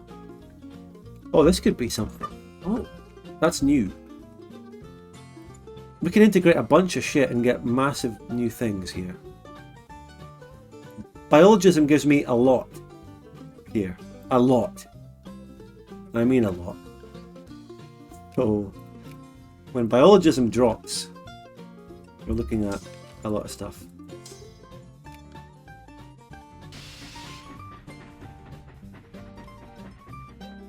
Hey, I gotta go and change my truck's oil. Can you pause the game? No, it's multiplayer. I can't pause, mum. I think that unlocks all the integrate decisions. Yeah, so we'll see what they do. See what they do, and then if that still doesn't work, we'll go ahead with the Vinland plan.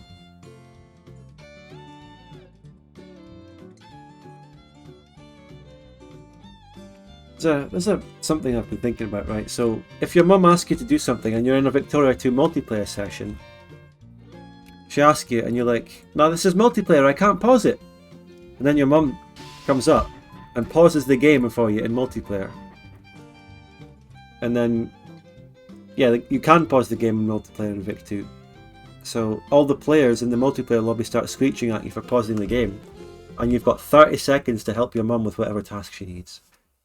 There you go. Right, so we integrate 3 things now. These decisions are so big that I'm just going to do them all and see what happens. Like I don't know where they are. Just boom, boom, boom, boom. Do 3 of them. Did the land change around? No. What are my cores? No new fucking cores. Seriously. I gained cores on these Iroquois things here and Sylvanie. Oh. And what this region here, look, cock in his ass or whatever this region's called. I don't know, I can't read it. I don't speak I don't speak Southern Algonquin, sorry, I can't read it. We didn't gain anything really. We gained some nice Liberty Land labour. The next tech we're gonna go Navy. You're lucky if your mum pauses the game for you. No accepted pops? Not out of that. What's actually happening in these regions? Is there more migration? The migration boost means that I'm going to get a lot of my pops moving to these lands to take them over. There were already... I got this Iroquois region off of the Belgians. They had it, so... It already has a big septimum presence. Oh, I'm not even getting immigration anymore, mate. No. That is fucking ridiculous. Maybe it's Vinland's prestige that has boosted their immigration massively. Look at that prestigious nation up there. They're still not a great power. I'm concerned that maybe some of the actual great powers that are dropping are at war and they can't drop or something like that. But yeah, I've got to take them down now. The case has been made. Now, the next question is, did any of those decisions give me new ones? No. Jesus. Okay, so we need to go with the Prestige Vinland plan and have them sphere Skraeling. That's all we can do. What an absolute disaster. Right. We've got this. I'll do my reload save now. Okay? For the tag switching I did. Actually, no, wait, no.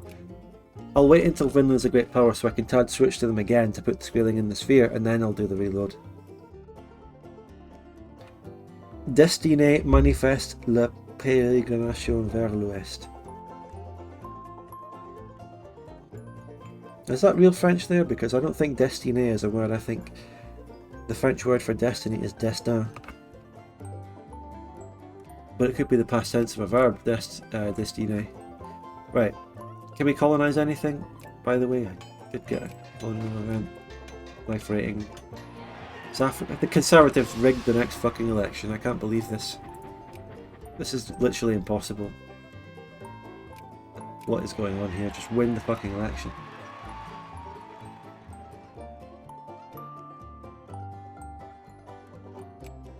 Great banger of a tune.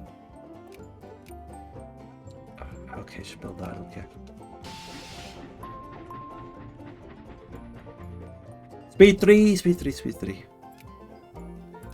Why do I keep dropping to speed 2? Is there another player lagging my game behind? I'm gonna go watch YouTube Spud. He knows how to treat a man. Well, have fun, mate. Thanks for tuning in. It was nice to have you here. If you're leaving.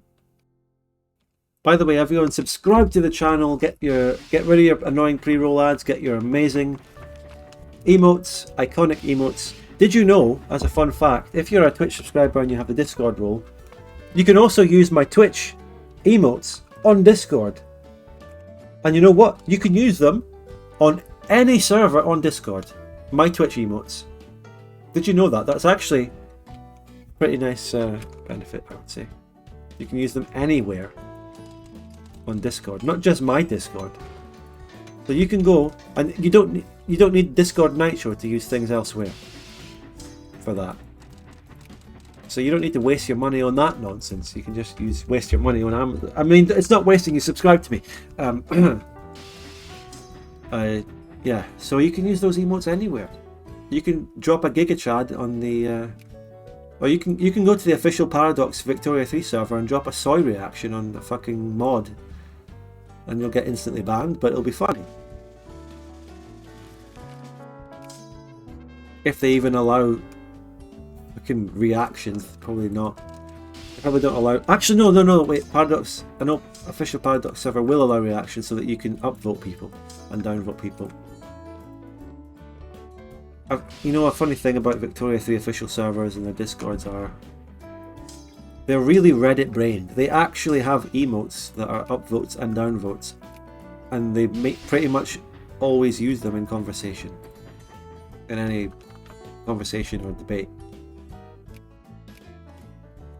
And like, you'd think Discord is a place where you can go to sort of escape the Reddit methods, but Jesus, mate, they still use them. 8 million pops indeed. Spain has already had a civil war earlier, but this is the big one.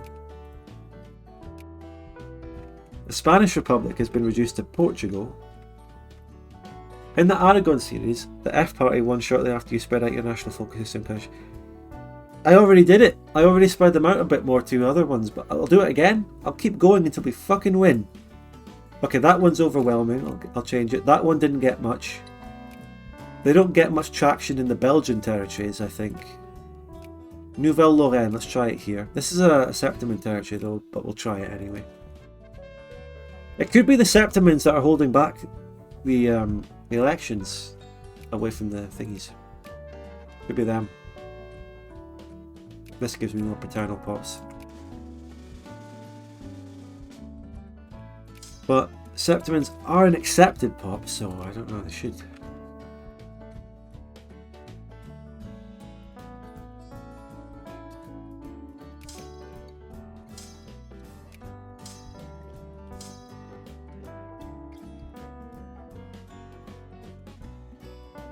I do have a focus tied up encouraging immigration to Kimmery, but I really wanted to do that. And so far that's worked. I'm actually going to shift that to bureaucrats and make it a state.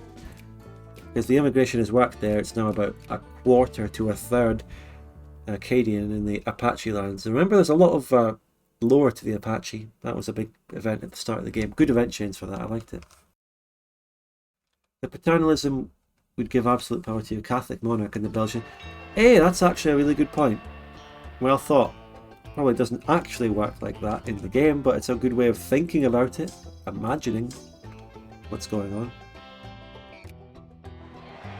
Jesus, mate, they won another one. Oh my god, fuck's sake. The paternalists... Okay, now they're not the biggest party.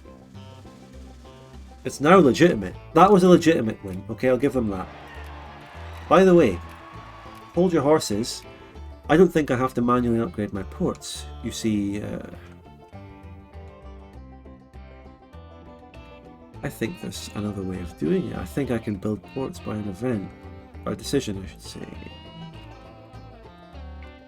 Show extra decisions.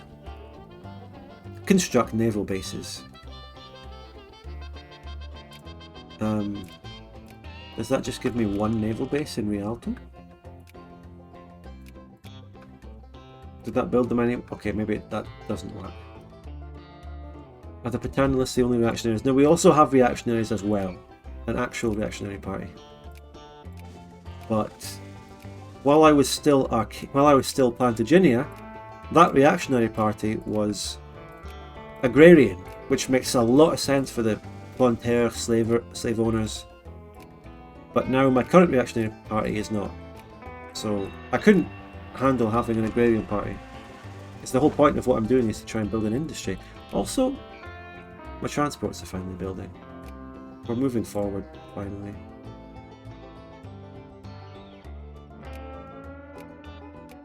My hussars aren't building though. That national focus doesn't actually work properly. Oh well. You know your stuff. You know your stuff.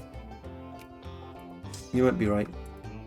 But at the same time, the effect still seemed to be there, because the state I encouraged the immigration in did receive a lot of immigration.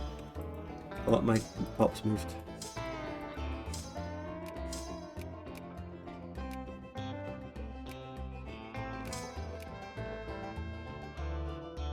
It's the treaty for Vin with decision. That's the one I want to get. That would allow me to negotiate my border and all that with Vinland. But in order to do that, the Skraeling needs to not exist. Are you a great power yet, Vinland? Oh my god. Right, who's number 8 and 9? Who are the great powers that are still hanging on to power? Spain and Danubians? They're not dropping. Fuck's sake.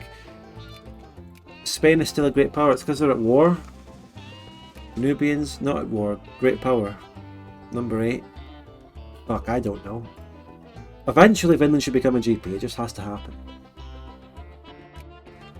By the way, I'll probably go for... give them 2000 prestige. We're not going to make them number 1 GP, mate. 7 is enough. 7 is enough. Is 7 not a great power rank? Come on.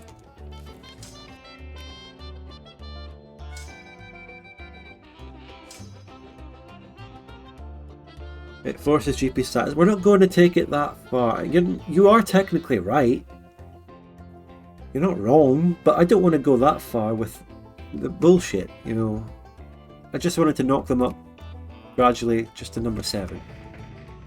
Come on, and they've got 2 spots here. They've got 8 and 7. It's not as if we're just kind of clinging them onto the number 8 just a little bit. They are up ahead. They've got a whole other great power between them and secondary power status. This is more than enough. They're just dragging their feet. Unless I dare say there is actually a glitch going on where it's bugging out because of the way I've done it, but I doubt that. I think it's fine. It should just work. Yeah. Remove charismatic leader at Liberal Party. Who is this?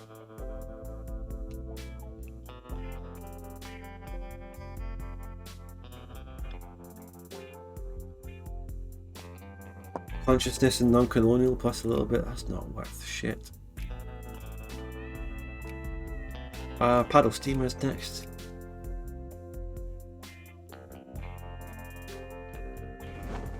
Wait, that's a trap beat. Wait, no. Who put a trap beat in my Western fucking songs?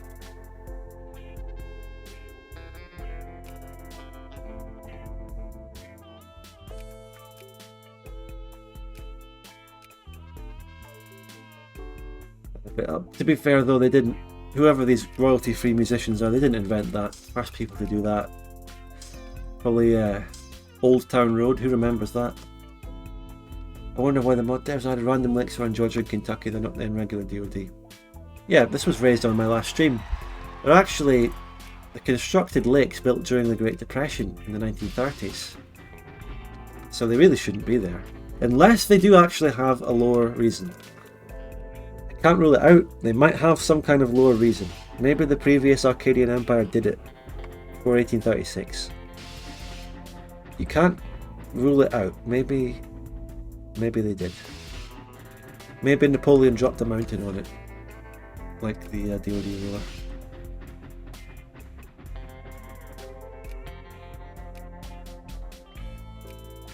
Can't wait until 1885 when I can buy more industrial tax again. European, what's this? Alliance with Kiskoyeni. I swear I've had a fucking event alliance with that country in my Aragon playthrough. Oh, Vinland is a great power. They're sphering Ronst. Did they take the decision to get cores on Ronst? Yes. Oh, they got big cores. Vinland got its massive northern cores at Qingchu as well. Right. Phase 2. It finally happened. Tag Vin. Right, tell me. How do I spear the Skraeling? How do I console command them into being speared? Hey, the Skraeling Council went bankrupt.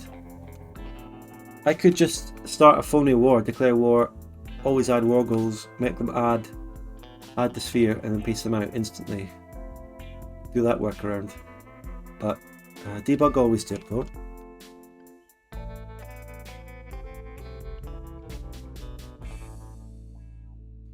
Yeah, and then we debug always influence. Yeah, debug influence. Oh, it's Haiti. Yes, I was wondering. Debug always influence. Click off and on again. Influence up, influence. Oh, they were down to below neutral. Influence, add sphere. They're done. Boom. Now, if there were integrate the Ronst people, they can get Ronst accepted. All fucking 7 of them as an accepted pop. Remove the commands. Yes, yes, I know.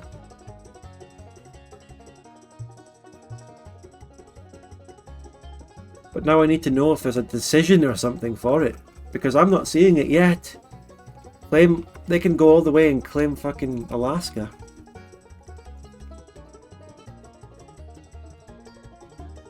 Going back to Arc, playing a day, see if anything new appears. No, we're so fucked. That didn't unlock anything. Unless maybe I have to give it time. But this didn't unlock anything. Nothing new under the sun. It's fucked. It's fucked. We have to console command it.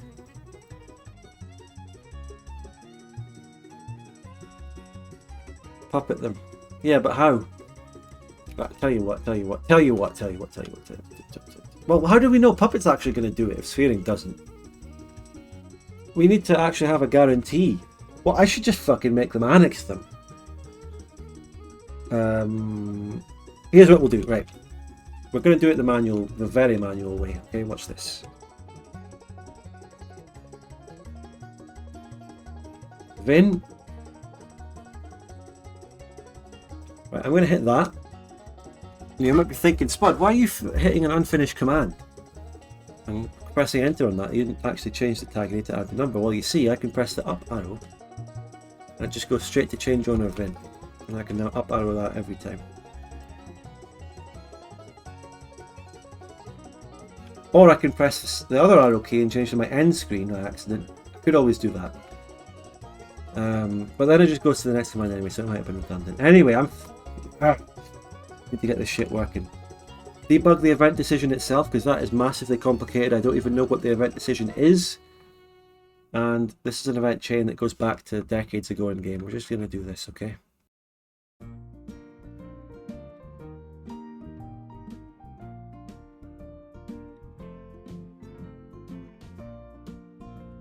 Give it all to Vinland. Why not invade the country as Vinland? I am. But only after it has one fucking province left so I can actually annex them. Instead of doing acquire state this and that.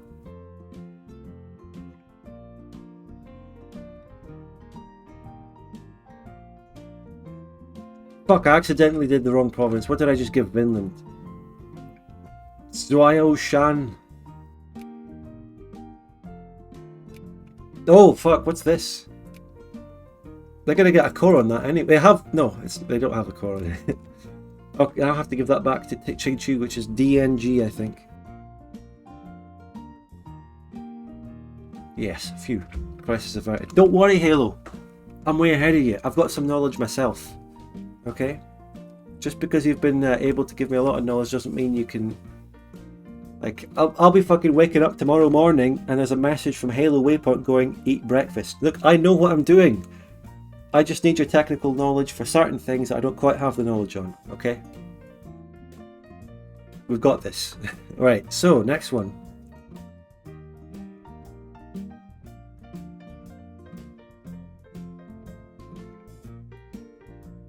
Province 49, it switches from fucking just 49. No! I have the left arrow key or something to be end screen. And I'm using the up arrow key to go back to a command. 160.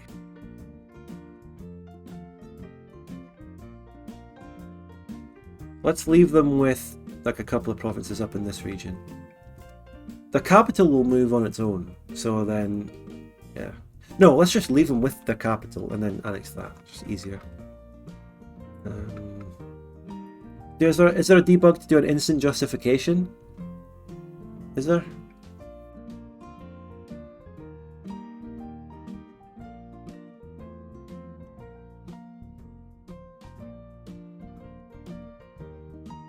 Unfortunately, no. Well, shit. Hope I can do a justification and they don't cancel it.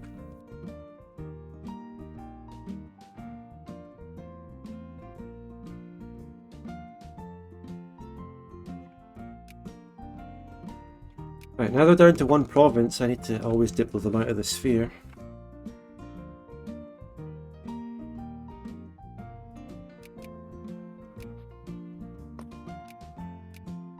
Wait, I've got to declare... Ah! Aha! Aha! Aha! Declare war for repaid debts.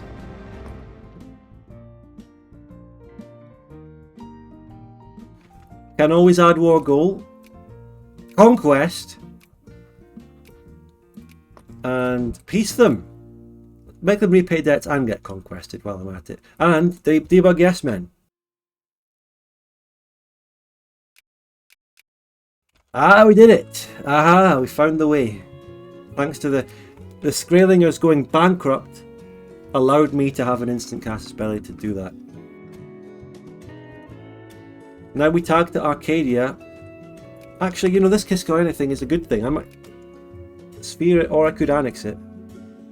Well, I have the ability to instant sphere it, might as well. So, now we unpause and they'll be gone. Yes! We did it! Now, why don't I have the Vin? Treaty with Vinland? Oh my god, what? They have to not be a great power. Well, that's easy. I can sort that one, actually. I can go back to them. How do I remove prestige? Oh, I see. It's just prestige minus 500, isn't it? Right? Simple, just minus.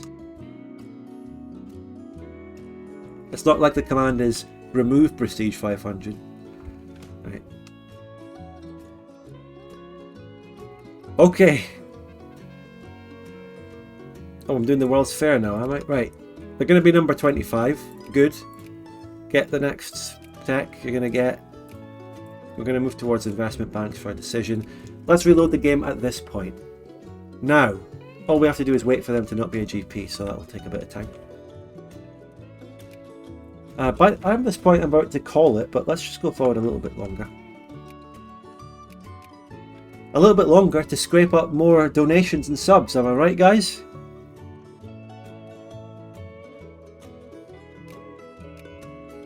This stream used to have 130 viewers and it dropped by fucking half. What did they expect?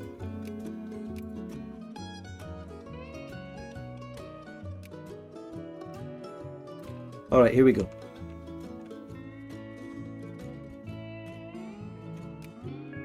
Alright.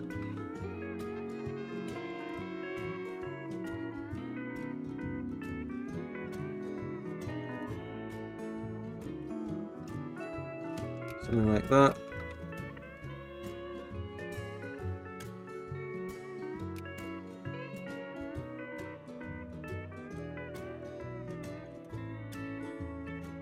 Right, I mean, we just wait. I missed the SPQA flag. Well, it had its place. You know, we did it in the last campaign. Oh, no. You're referring to fucking actual empire of thingy, multiplayer DoD. I thought you were talking about my last campaign. Like the actual Rome thing we formed. Burgundy gained the accepted pop down here, by the way, Romand. That's cool, by the way. When they took that thingy, they gained that pop. Dutch, Brabantian, Burgundian. Dual monarchy is just Anglo, French, Welsh. They went with the French monarchy. They don't even have Occitan. Very limited dual monarchy. Support the paternal parties, please. Work. Oh, Scandinavia's at peace. And they went back to a republic. They went back away from communism and they're now the light blue we all know and love again. Donate to the channel before I end this stream. Let's not end the stream until we get a new sub or a donation.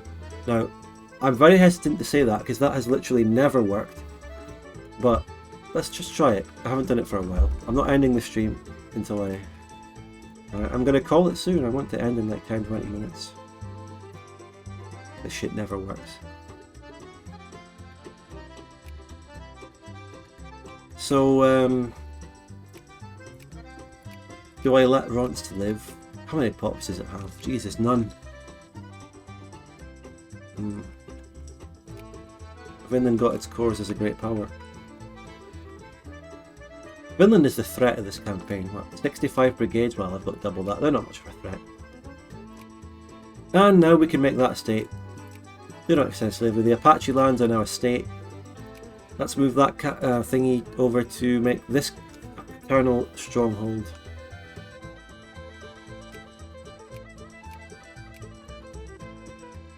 Okay, now we wait for Vinland to drop out of GP status. Let's wait for that, do the thingy, the event, the decision to negotiate a treaty with Vinland, see what that does, and call it there. Give me a donation or a sub. Support the channel now, gain many benefits. Donations are greatly appreciated, they're the best way to support the channel. Oh, they did it!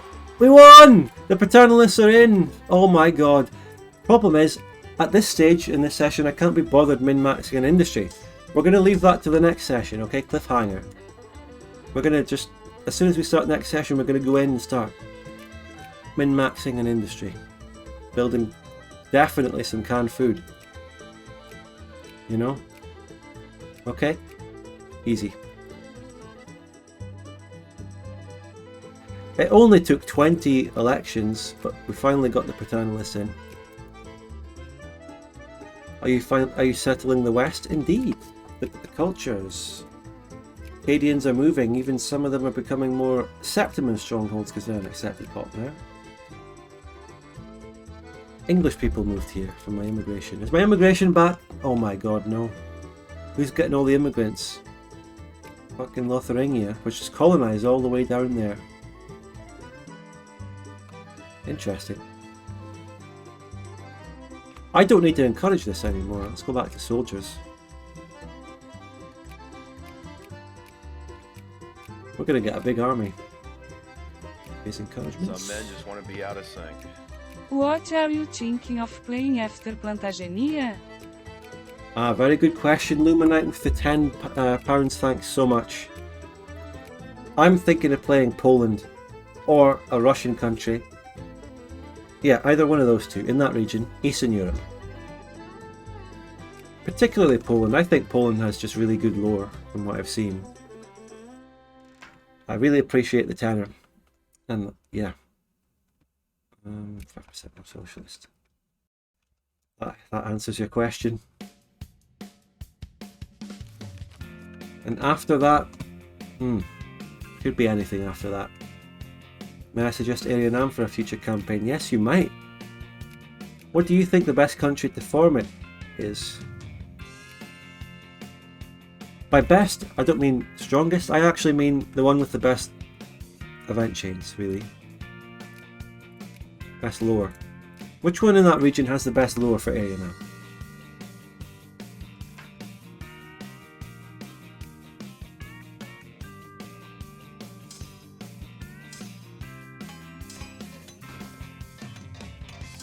Guess what? It's yet another banging tune. Forming as Iraq gives Arab pops accepted too, that's ooh.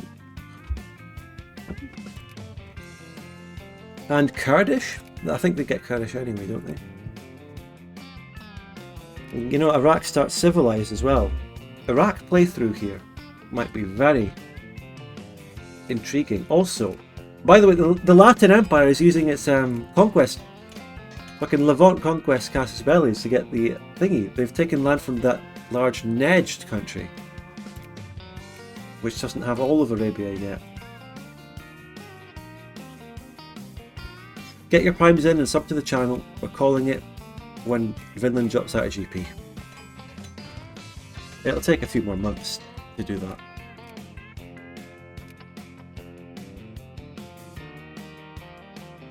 What does claiming Athesia require though? Claiming Athesia when I have steel steamers or invented mass politics, so steel steamers. And that will allow me to take like thingy. I might even get the Athesian accepted culture, but that'll be a war with Vinland. And they're a thingy of the Latin Empire. That'll be a war. If I could build a navy by that point, I might even send an expedition over to Europe to fight that war. I mean, I need to get steel steamers to do that anyway, so by that time I'll be basically getting a navy. So that's a good war to look forward to next session.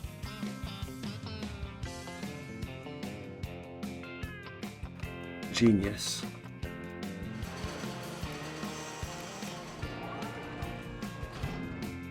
Lusitania went communist. Big mistake. Where's their capital? Over here. I wouldn't mind an acquired state on Terras Vermelhas and Santa Catarina. We did the World's Fair. That's just going to give me prestige, really, isn't it? What else does it give other than that? Nothing.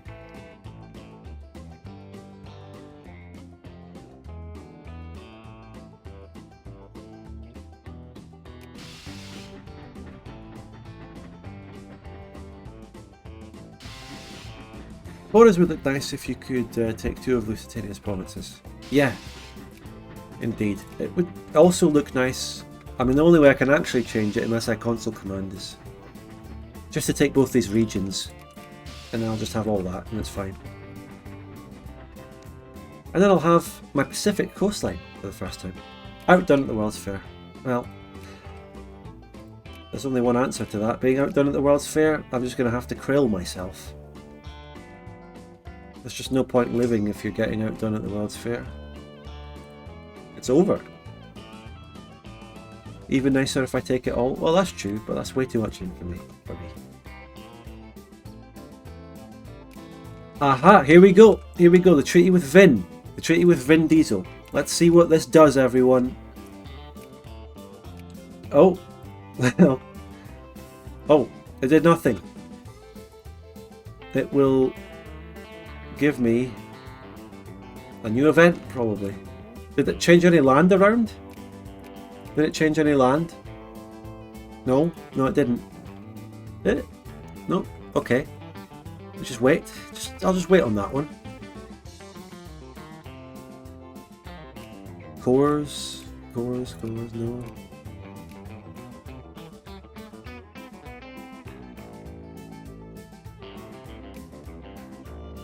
Oh! Oh! Whoa, what did we just get? Oh, we got all the Skraeling land. Look at that. Do not extend slavery. We got all, apart from one province. Oh, whoa. Pause the game.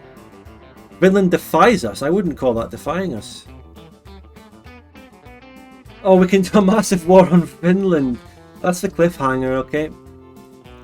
We can integrate all the lands we just took and gain new land liberty labour on them. Grand Lac, Terre Rouge, that's cool. Apart from that one province, but I got a core on it. We haven't integrated all that though. Commission another warship. Great stuff. Vinland Death War next session, that's it. The war we've all been waiting for. And the first battles are going to take place on the land I just took from them and the soldiers I just stole out of there. But yeah.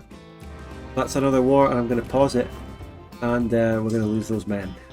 There. So, any new decisions showing up? Just quick spoilers. The Great Continental Divide border. Oh, that's cores against Qingchu. I'm going to have to throw Qingchu under the bus later in the campaign. Merti Wenyuan Athabasca Merti. What is all that?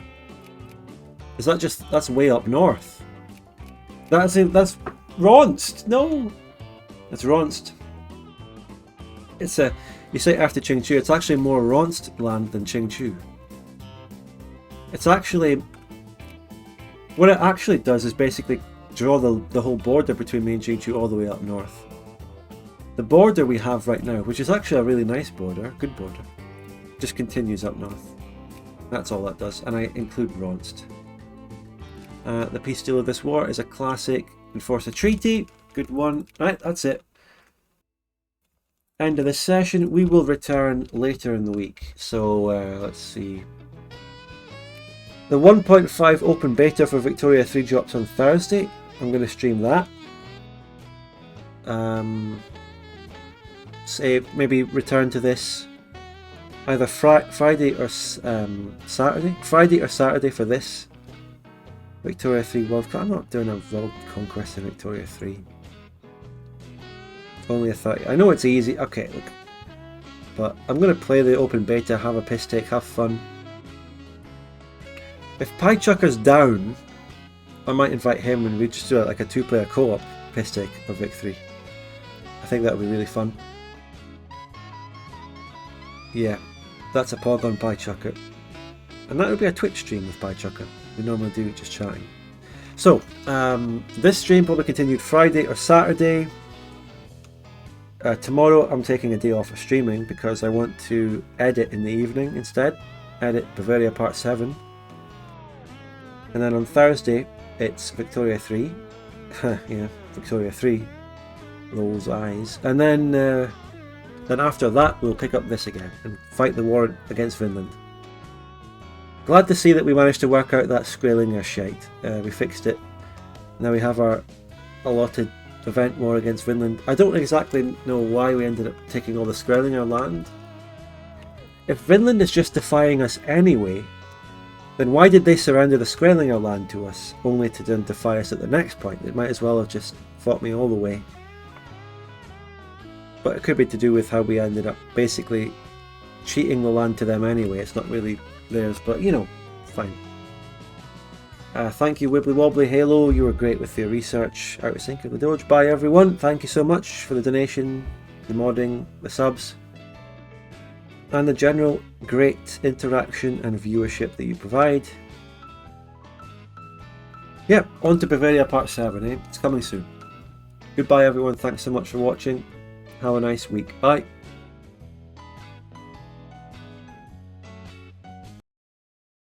Oh no, I put on the welcome screen. No!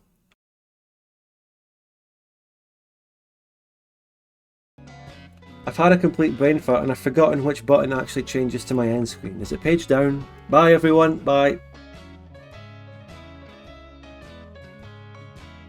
No, that's the out of sync screen. Jesus, is it page up? Is it home?